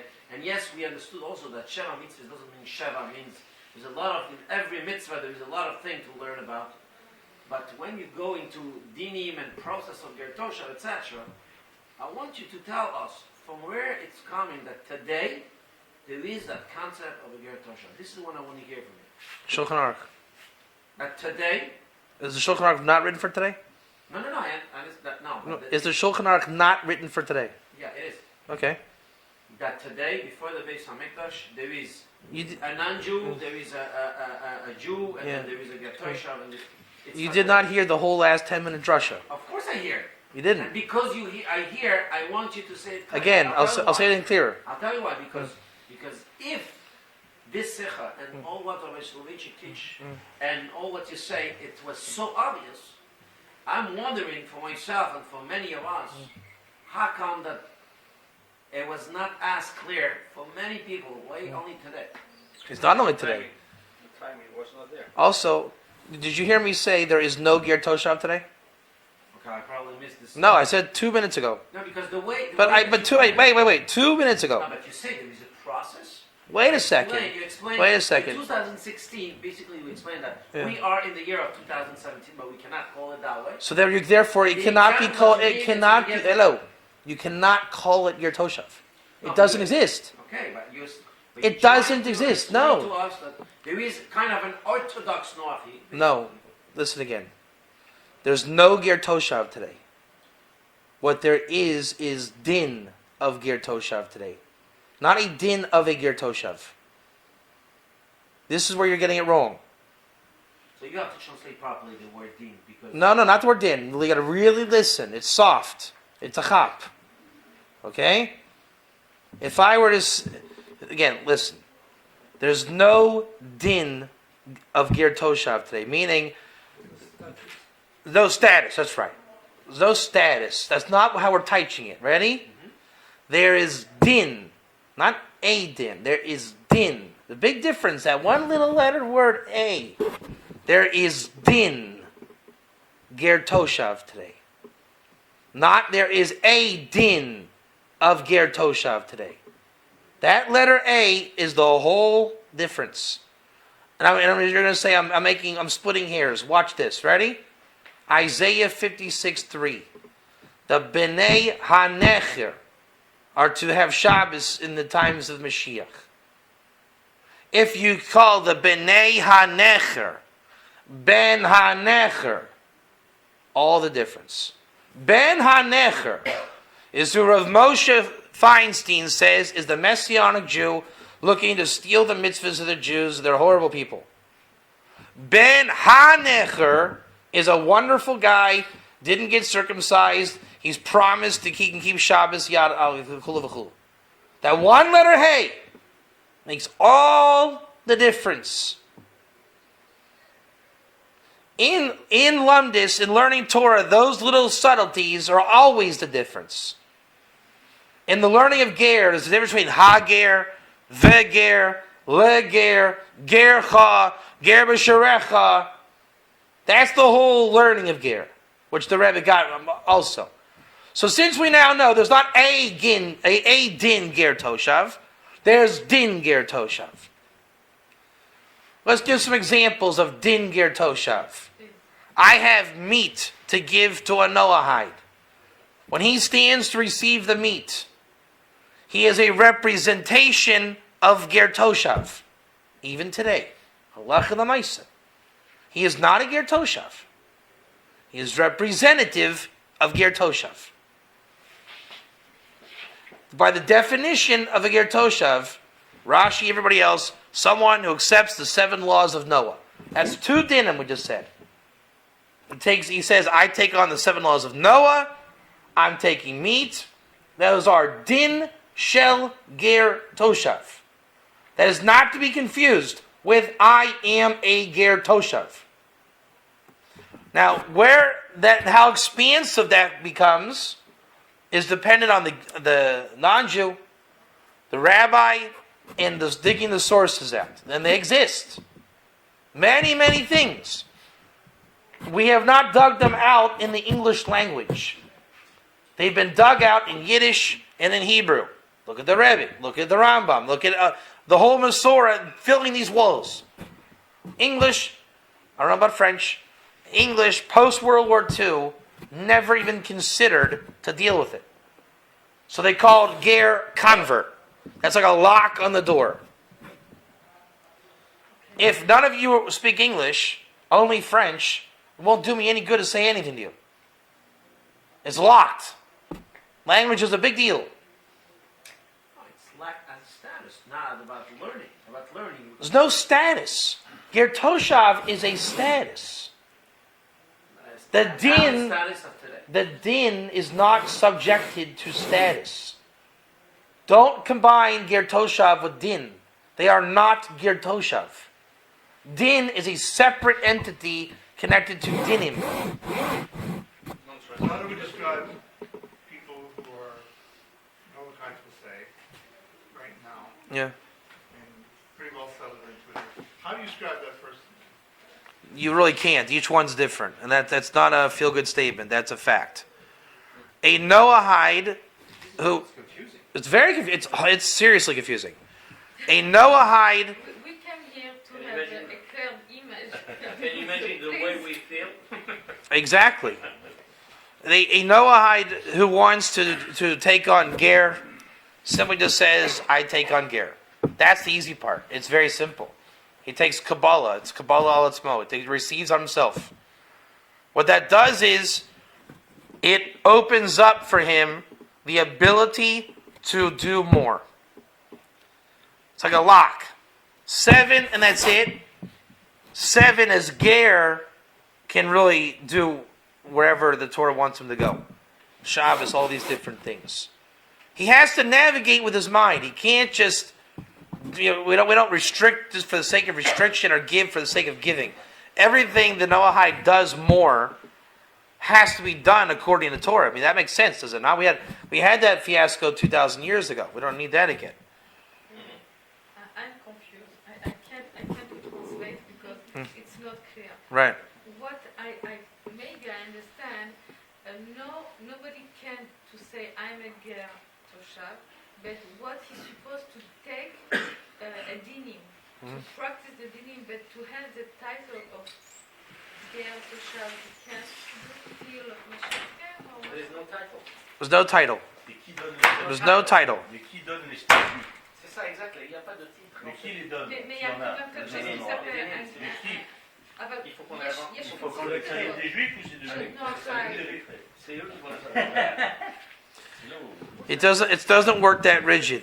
זה לא יותר קל בשבילם. It's not rigid like that. So these people going home, maybe, I don't know, maybe in 1 hour, maybe less. So they need to definitely to have something image what they are. How can they have an image of who they are if it hasn't happened yet? There's no Ger Toshav today Why? because there's no Jubilee. There's no temple. There's no So what So about they why know- should they get involved with this? because they want to be able to serve the dinim of Ger Toshav that would exist in the future and that will exist and exist now. The dinim of Ger Toshav exists always. They can exist through their dinim, not through the title or status of Ger Toshav. And the question was how to discover the dinim for a non-Jew. Baruch haba, welcome. That's the discovery. There's no limit or there's no definition to that. But we're speaking about Sheva Mitzvot with the Noach. And all They do 7. Yeah. We already know the 7. You guys have been doing 7. How many meetings have you had? Thousands? You do your 7. Thousands in 7. According to the All we're saying is do your 7 mitzvahs. I Wait. know it's like Wait. 40 something. No, those are not what's in the Torah. Those are what rabbis tell people because they don't know this. Well, if you do 7, it's like 60. If you do like this, it's like 40. It's like 33. But the Gemara in Chulin says they're going to get 30 more mitzvahs. All right, those 30 become categorical within 7, which equals all 630. If you want to do that, then go with Chulin. All right, 30 more mitzvahs in the time of the Mashiach. You don't need to. You don't need to. There's 7. Okay? 7. Called a Noahide. The Noahide has the status of Nachri. You can call it Goy, idolater, Nachri, nations. Once that person, they've left idolatry, they start to reject idolatry. This is Rambam, Hilchos Melachim 10:9 for the sourcing it, okay? You can see there, it says Goy or Nachri there. I can show you right now if you want to see it. It's important to see it. The very next halacha says Ben Noach. It changes the language. That's what we're talking about. From Akum to Ben Noach. From Goy to Ger. Now, they'll say you just changed it. There's many terms. Every rabbi has his terms that he likes. And if once you know the terms, there's only maybe about 20 terms. But everybody uses them a little different. Moshe Feinstein chose to describe an idolater as a Ben Necher. If you don't know the difference in Isaiah 56:3, you're not getting Rav Moshe Feinstein. And now what you're asking me is how can I make that easier for you? I can't. I'll tell you why. Because you should understand also that a lot of us here listen to different classes of many rabbis. Yeah. And today, like, there is even more term and expression than before. How many of those rabbis are quoting from the sources? No, I'm not talking about sources and books now. I'm very practically about Right. what the people that are here in front of you Yeah. are confronted to. Yeah. Today there is internet, there is classes online. Yes, it's a Many problem. rabbis. It's a problem. confusing It's a because problem. I want you to understand. For example, I'll give just an example, and everybody here gonna, and you'll understand what's going on. Yeah. There was a rabbi let's say a year ago, that made a beautiful class, very powerful and very clear in French, and he decided publicly in front of all the world that today the word Ben Noach is not the right word anymore. Adam. Exactly. I know we've discussed it. I know. So there is no end to this. There is an end. There is an end. No, so it's more and more confusing. There is an end. When you apply all the limud, all the There is an end. study. That wasn't a limud. That was not a limud. That was a I'm svara. not talking about this thing. I'm just saying today. So what I'm saying is, I'm another confusing Noahide rabbi coming to Montreal. I admit that. I'm here to tell you the source, the true tradition in the sources. If you want a gimmick, there are plenty. I told you this already for 4 years now. There are plenty of gimmicks and logical assertions and opinions and feel-good statements and great books to read. I endorse that. Great. You don't have to have Shakespeare. This is Shakespeare. Nobody has to learn Shakespeare. I am coming to say Noahide is Shakespeare. And Shakespeare was quoted by the best of all time. The Lubavitcher Rebbe, the Rambam, Rashi, the Rashba, the Ritva. You name it. Rabbi Nachman. If you want Shakespeare, I'm here to show you what Shakespeare is and how to learn Shakespeare. If you want McDonald's, have McDonald's. I don't like McDonald's. I want to learn the real thing. And I know a lot of students want the real thing. And my rabbinic advice to you is if Noahide is going to go anywhere, McDonald's will get you nowhere. It will just continue arguing and continue circles. And I know we have a precedent with McDonald's. I mean, look at every child. We give them lollipops and cookies and McDonald's. And they have to learn to realize at a certain point in time that it's not healthy and it's chemicals and it's not good for you. You have to change your eating habits when you get older. All right, we've grown up now with Noahide. The classic sources never spoke or knew of Noahide. So we're trying to get Noahide to graduate. It's not going to graduate. Personally, I stayed with Bnei Noach because the Rebbe, he spoke a lot in the Sichot. My husband and me, No, he didn't. yeah, he said Bnei Noach. That's not what. When the Sichot, when he spoke Yeah. to the Hasidim, a lot of time he said Bnei Noach. No, he didn't. I I look at what the Rebbe quoted. okay, I don't speaking about the Sichot. So, so the Bnei Noach is a limited term, taken from a limited portion of Torah, and I know the sikhs you're talking about. He spoke directly. Yes, he did. The Ger is not devoid of the 7 laws of Noah. It is the 7 laws of Noah. But in Noahide is a made-up word. The Rebbe never said. He said Bnei Noach. Bnei Noach is a real term, a real usage. And I know the sources the Rebbe quoted from. He quoted for the most prominent is the source, the Miri, which says very clearly, the Rebbe quotes it. You take on the 7 laws. When you master the 7 laws, it's a sikh about kavod Torah, the Keter Torah. You take on the 7, and the Miri says they can go on and do all the mitzvahs in the whole Torah. No one's saying there's no such term as Bnei Noach. I'm not saying Ger is the new term and now there's Ger.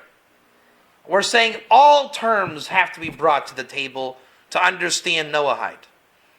I'm okay with the general term Noahide, mankind, people, Noahide. But don't think that Noahide is a direct translation to Bnei Noach. It isn't. Even so, Moshe Weiner wrote a Shulchan Aruch for the Noahides. You know what he calls them? Ben Noach kosher. That's actually the right term. But it doesn't sound very nice, does it? Oh, I'm a Ben Noach kosher. Ben Noach kosher means that he's a Ben Noach, like mankind, Bnei Adam. And the kosher attribute means he's been removed from Goyim, nations, lowliness. So, like I said, every rabbi has their way of saying it. Isaiah calls them Nilvim. Rabbi Weiner calls them Ben Noach kosher. Rav Deinowitz called them Bnei Adam. Some are more traditional, based on the Nevi'im, Rishonim, Achronim. Some are more logical. But where I'm coming with the world of the Ger message is kind of like a recalibration. What does the Torah say? Ger. Once you get Ger, all I'm saying is don't not get Ger. Just get Ger. Then you can see from the vantage point of the Chumash how it goes out into Navi, how it goes out into the Talmud, how it goes out into Halakha. You'll get the whole thing if you get the root. If you don't get the root, you're going to bicker. There's going to be arguments. There's going to be, I want to call them B'nai Adam, I want to just get the root. Right? The group in Texas calls themselves Gerim. You know what they call themselves in South Africa now? Novim. Because they like Isaiah 56:3. And you know what it matters what you're called? Nothing. Call yourself what you want. But you see, it's important to have some definition, title. So call them what they want to be called. Each one says what they want to be called. Et est-ce qu'avant, Je sais pas si tu vas pouvoir m'aider à traduire, par exemple. On avait une discussion de marche ensemble tout à l'heure. Puis on voyait les applications concrètes dans le fond. Qu'est-ce que ça change chez l'application concrète? Puis un exemple, c'est quand on fait une prière, est-ce qu'on peut dire, est-ce qu'on peut faire notre prière au nom des patriarches? Je sais pas, nos patriarches, qu'est-ce qu'on fait avec ça? Donc, le fait de connaître le guerre, c'est d'aller voir dans les sources qu'est-ce que ça dit. Alors que si on n'a pas la clé du guerre, ben, on est dans la spéculation, on n'a pas de... mais est-ce qu'on va avoir à la fin du cours? Et combien de temps Si ça va durer? je peux lui traduire ce que je Et dis. tu as un livre qui dit tout ce qu'on peut, tout ce qu'on peut pas.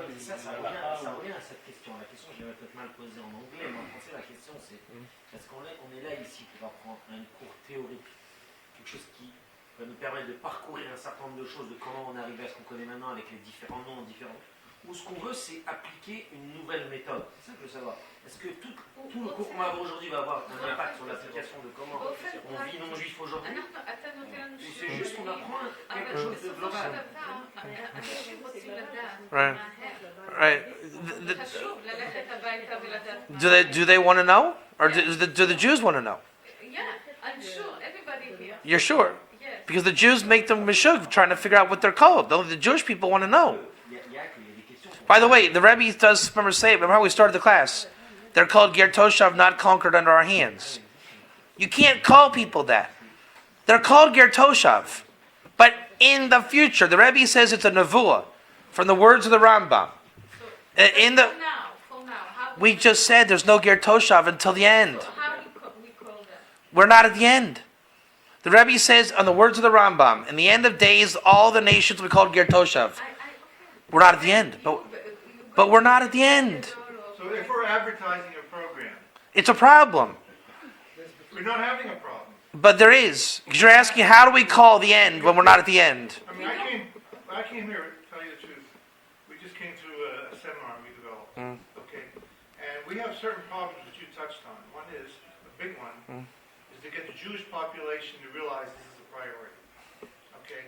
Forget about advertising to get non-Jews interested. We can't get the Jews interested to sell it. I mean, because I can't put it in a newspaper, a blind ad, say there's going to be a seminar in Montreal. Yeah. I'm better off with Jews who people talk to in casual conversation. What are you doing? What's this about? I had a major. So let me say something. So I hear it. I hear it. Let me say something. Have you ever learned a sugi in the Talmud? I don't know. Consider me. Okay, so there's something called Talmud, and people learn sugiyas in the Talmud. Every bacher in the world, when he goes into the Rebbe's class, not the Rebbe, the Gemara Shir Rebbe, they'll say, and Rava says that eating a cheeseburger is mutter. They'll say, what? Is that the halacha? No, exactly. Wait a second. So everybody wants to know, everybody that ever went to yeshiva wants to know the halacha before we get the maskana. It's classic. It is beyond classic. And to eat a cheeseburger would be called a havamina. And a cold piece of meat and a cold piece of cheese on a cold plate, deraisa could be eaten, correct? Correct. Okay, so that's a havamina. We say, no, we don't paskin according to the havamina. Wait a second. Every Jew I ever met wants to know the halacha before we get the maskana. We're not at the maskana. So then you ask, how do we get people interested in the sugya when we're in the middle of a sugya? Have you ever been involved in a sugi? You try to tell your friend, "Oh man, it was great. It was the sugi and Rav. I was asking Abaye, and it was it was Abaye, it was a Rav, and you realize your friend doesn't know what you're talking about. He doesn't know what Abaye and Rav is talking about. You're like you were there. You're like, yes, but it was Chetzin as a class and just a Rabbi. If you only know what I'm talking about. And it was inside between you, two guys in the class, and the Rebbe. Every yeshiva in the world has that problem. This is why yeshivish people are very eccentric. So the answer, I'm saying, rather than having me give you the David Katz answer for $29.95, I'm going to call them B'nai People. Right? It's a B'nai People movement. Why do you want my $29.95 answer? How about walk away from the class? Think about it. For a week. Meditate on Shabbos. Look up some of these sources on Shabbos. Talk to your friends. And you'll come to an answer. I promise you. I with a cherry on top, promise you. If you think about it. What's the question? You're going to answer. What do we call it? How do we get people interested? How do we market it? How do we talk to Jews about it? You're going to be, no, I disagree with you. It's one facet of how to do it. Yeah. Okay? Yes, it's great you came here, and that's one facet we explored, but it's not the only facet that gets us across. You're right. It's not. It's not. All I'm telling you is what it will take in the Mohin to make it work.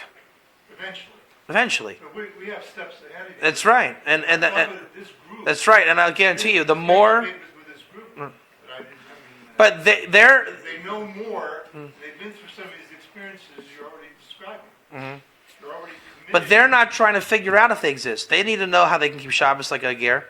They need to know what they can do to serve God. How about just teaching how they serve God? So, Rabbi, may I ask, I represent all what we talk now, and you correct if I'm wrong. Okay, first of all, let's say that the barrier of the language it doesn't help. So it's a big schus that we have. We're doing a lot of effort to get into it. But the introduction of the learning in Judaism is like this. We first have the Torah, we have the Bible, and everybody thinks that he read and he understand everything, but it's wrong. Then you have to go through the Talmud. It's kind of research. And in this research, when you learn it, you could learn years and years and years. But if you keep on to this research, you don't know the result. And this is what we're trying to do today. Am I wrong? And then you have halacha. You have the practical thing, like what we didn't discuss about what we have to do yet. We just on the research thing about all the research that you did, and you give us a tip of what all the research that you did. But he didn't tell us already remember, what we're going to do. We're here for 3 days. Right. This is the first night. We don't need to answer the problems of the world with an introduction. This is an introduction. Yeah, So now that you're interested, I'm going to tell you, I can't to come. I really Yeah. my children coming. I understand. So I'm going. How I'm going home now? I want something. If I were you, I would take my YouTube channel and start watching the videos on YouTube, talking to people. I can get you plugged into things. There's a network of this. It is all over the world. There are people more advanced, less advanced. It's not the Jew is looking for answers. It's not so much of. Something practical. It's not a practical thing. If I'm going to continue to speak with no Jewish, so now. This is what I'm saying. It's a bit of a different mindset. I'm asking you to change your mindset. Okay, I agree. I'm open for this. Yeah. But I need to go home with something more. Well, who are you? Who do you want to go talk to? I mean, who are you telling this to? Who are you anticipating? Who are you looking forward to telling this to? Could be anybody. You don't know. Right. You don't know. So then by the definition of it could be anybody. You don't know. You have to just be loaded with the wisdom of it. Then you can say what needs to be said. Wisdom is more important than knowledge in this. Chachma being a dot. Everyone's giving the knowledge. We have the knowledge. Now to get the Chachma. By definition, there's no Keli for Chachma. We need a das. You don't need the das. You have the We das. can't get it across. What's that? You need the Chachma of it, my friend. You need the wisdom of what the Rebbe is saying in the Sikha. You need the wisdom of all of this. When you get that, it'll come out. What you're saying is, why didn't I just give you the knowledge of it? It's just not how I want to introduce it. Imagine if I were to just give you the knowledge tonight. Hi, everybody. Maybe just give you 2 minutes, whatever, of how it would have gone. Okay? Go back in time. Hi, my name is Rabbi David Katz. We're here for the Ger Toshav. It doesn't exist today because there's no Jubilee today. The Noahites in front of you are Nachri. They could be considered a Ger Toshav, but not by Din. But since they're Noahide, they have 7 laws. We call them Noahides, but the Rebbe called them B'nai Noach. They could be called Novim. They could be called Ger Tzedek non-Jew, the Shulchan Aruch. I mean, seriously, that's the knowledge. I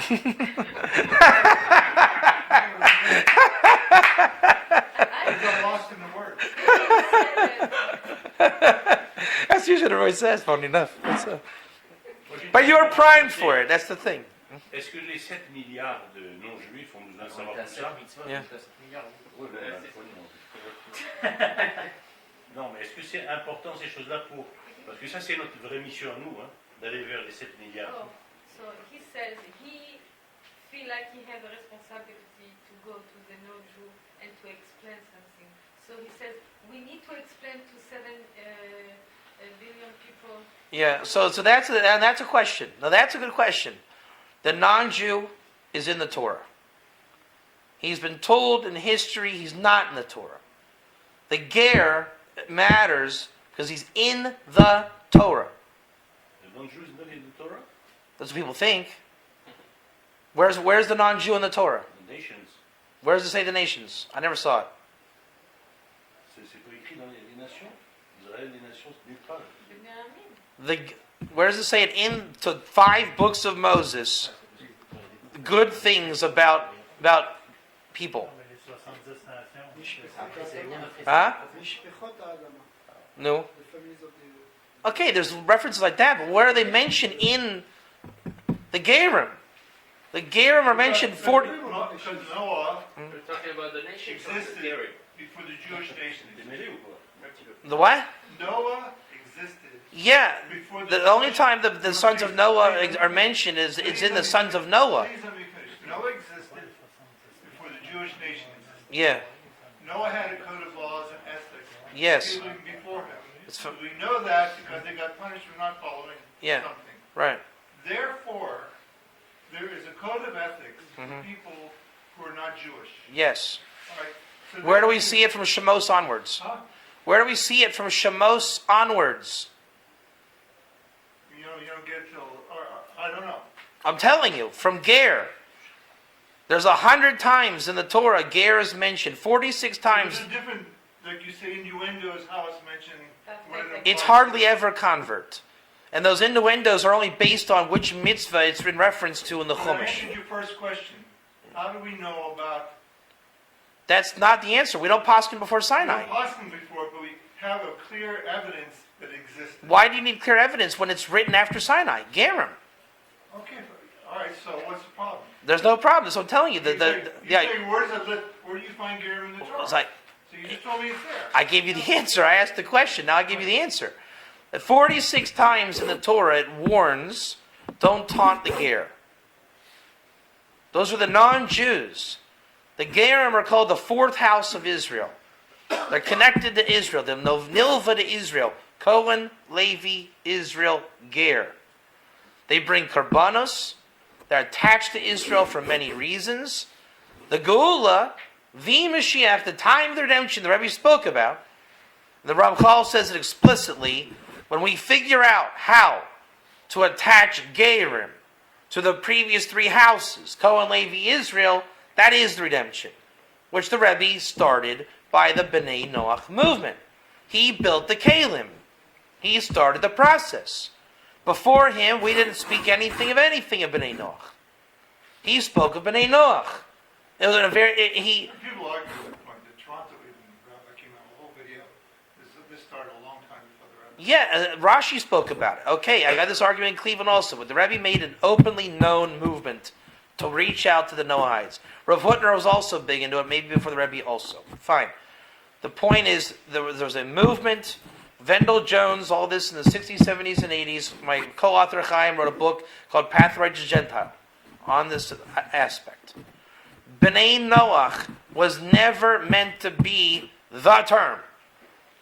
Why? Because it doesn't come from anywhere as being the term. And in the whole Torah, there's a lot to Torah.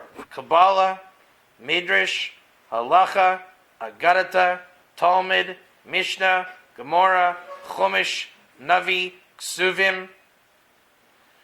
There's words for non-Jews in the whole Torah. B'nai Noach is a very small sliver of those words. Very small. It's only referred to like that basically in Sanhedrin, the laws of 7 laws proper. If you want to talk 7 laws proper, I agree. It's called B'nai Noach or Noahide. But there's much, much more to Noahide than the 7 laws ism. That's what I'm here to teach. I've always made it clear I'm not a Noahide rabbi. I don't teach 7 laws. I don't deal with 7 laws. There's plenty of people out there doing 7 laws. I'm trying to show the rest of the Torah outside of this little bubble called B'nai Noach what the Torah speaks about B'nai Noach. And there's many words, many sources. All I'm saying is just know that it exists. So that when the rabbi teaches you, Likutei Moran, and he says, the Balei Tshuva and the converts, it's not a convert. It's a ger. You see? You're going to walk away saying that's the converts. Wow, it's great to convert. No one said that. Every source you read that says converts, I would second guess it now. And there's endless amount of ger, non-Jew, through the entire tradition of Torah, but we just don't know they exist. But it was known to everybody before now. And there are those that today that do know. So the message I'm saying is continue learning Torah. Let people know that this stuff exists. It's awareness. It's like an activism. We know there's 7 laws, so keep promoting 7 laws. And Noahide and Noahism, but don't concretize it. Don't say that they're only called Noahide. Don't say there's only 7 laws. When in your heart you know there's more. In your heart you know that there's more to say about it. Every Jew wants to say that a non-Jew could have some kind of celebration of the Shabbat, right? Everybody wants to say Shabbat. The point is, where does it say it? Where is it written? Because once you say a non-Jew can keep Shabbat, there's going to be somebody to stand up and say, da-da-da-da-da, chayv misa. Every time. Every time. My thrust of focus was, how do we deal with that guy? 90 people want to say the non-Jews have something with Shabbos. 10 people want to say they do or they die. And everyone hears this and they forget this. My job is to come and say I'm with them, and this was out of context. This was talking about an idolater. The ones that want to keep Shabbos, so to speak, was not an idolater. Then they'll say, okay, so that's a convert. And I say, it isn't the convert. And then we discuss it. It only gets complicated when this guy stands up and says they can't keep Shabbos or we kill them. If that guy would know what he's quoting before he quotes it and step down, everyone would say, great, let's keep Shabbos. But these guys are inevitable. No Jubilee, no Shabbos, anything be outside 7. One of the questions is, do we have a moral responsibility to answer these claims? I think we do. Because the non-Jews are stuck in a captive audience hearing this stuff.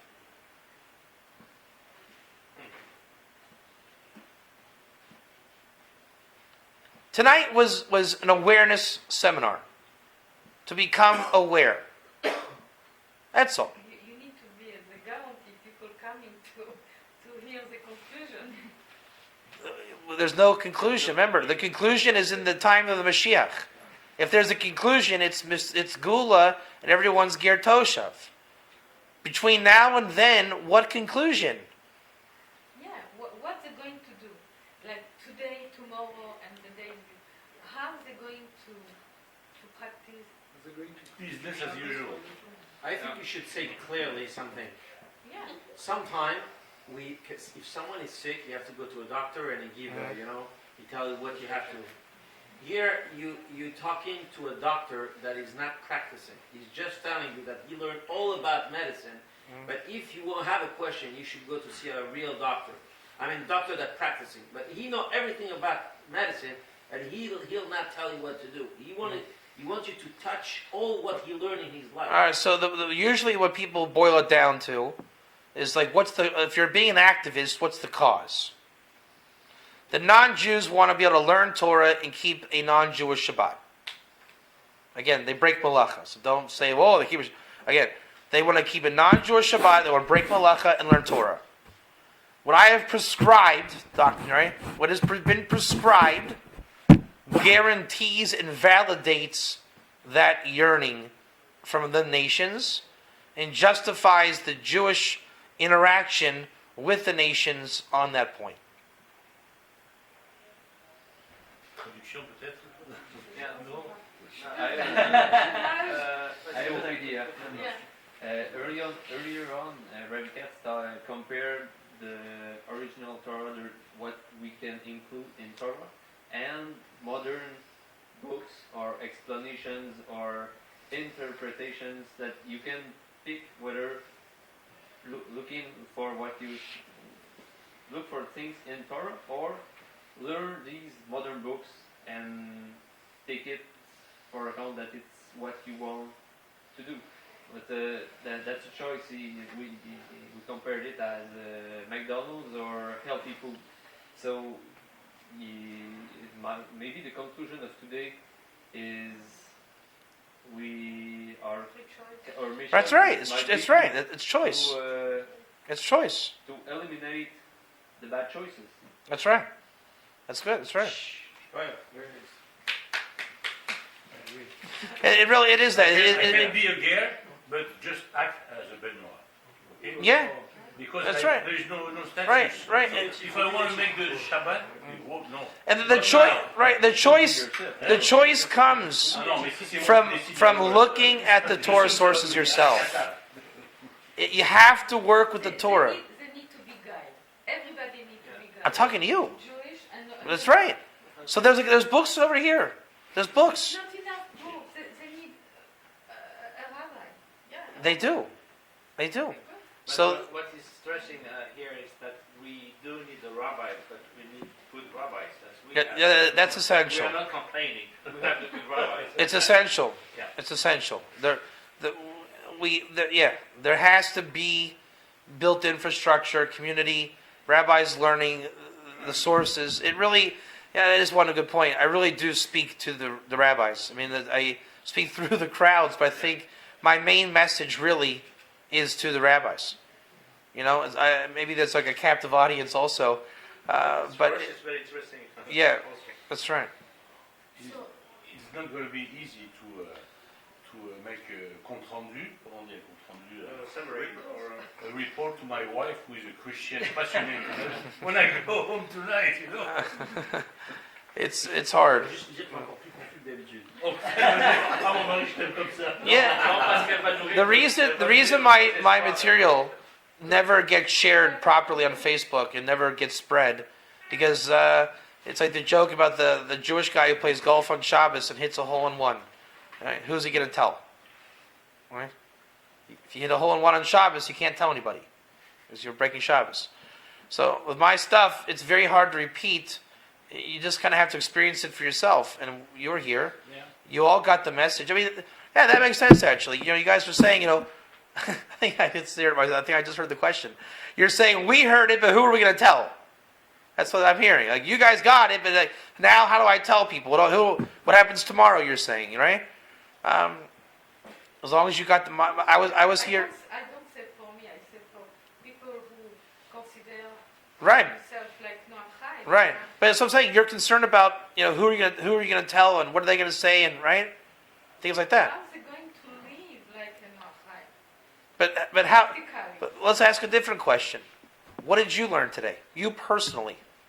What I learned, it's like it's not Noachad in a box, it's out of the box, it's very large term, and That would be a great message to tell people. Hey, you ever hear of the 7 laws? Oh yeah, I know about that. Well, hey, listen. It's very out of the box, and it's a very large term. Have a nice night. I'm sorry, my English is No, that's how you'd say it. a joke. That's how you'd say it. That's good. That's the message. You got it. See, you got the message.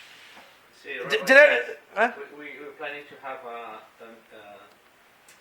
course next Tuesday Yeah. with the Rav Cohen, and you'll be invited, of course, because.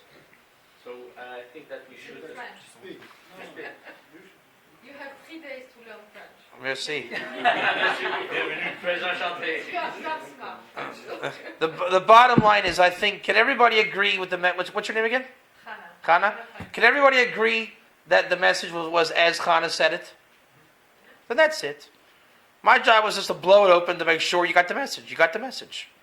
That's all it is. When I break my head on this sikha, I'm saying, what? Then you realize, oh, so the Rebbe was out of the box and it's really big. Right? When I got Rebbe Nachman on this, it's like, oh, so Rebbe Nachman was out of the box and it was really big. When you learn a sugya in the Talmud, it's like, oh, so it's out of the box and really big. That's Torah. And on every level. Rashi says Lehi's Gair. Oh, so Rashi was out of the box and really big. That's called in Texas Kabbalah, Mohin the Godlut. Mohin the Godless. That's what that is. You were very small, and then you went, oh, Job moment, very big, out of the box. That is Torah Kabbalah in 1 foot. But still we need program. Huh? We need program. Chochmah. Russell called it Hokmah. Hokmah. That's what it is. It's the wisdom. You need it's Kabbalah 101. You know, We don't want to do a mistake. right. So we need guideline, we need Chachma will guide you. There's no mistakes with Chachma. You know, that's what my Shem work is about, the Torah of Shem. You know why, like the bris milah, the knife, the kalim for a moel, is he really that skilled? Is he really that skilled of a guy? This old guy walking, is he really that skilled? The tools in Judaism do the work.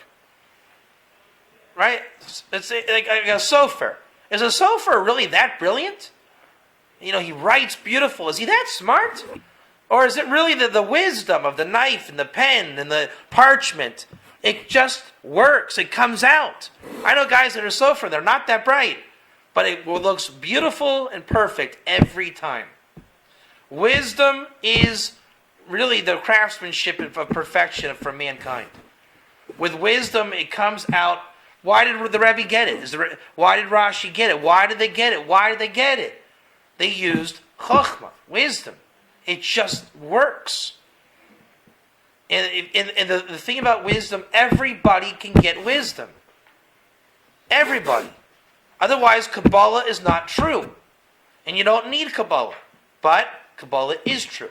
That's why you need Kabbalah. Because it gives you the wisdom. It is the wisdom. The whole Torah comes from that. Helkma. Mohin the Godlut.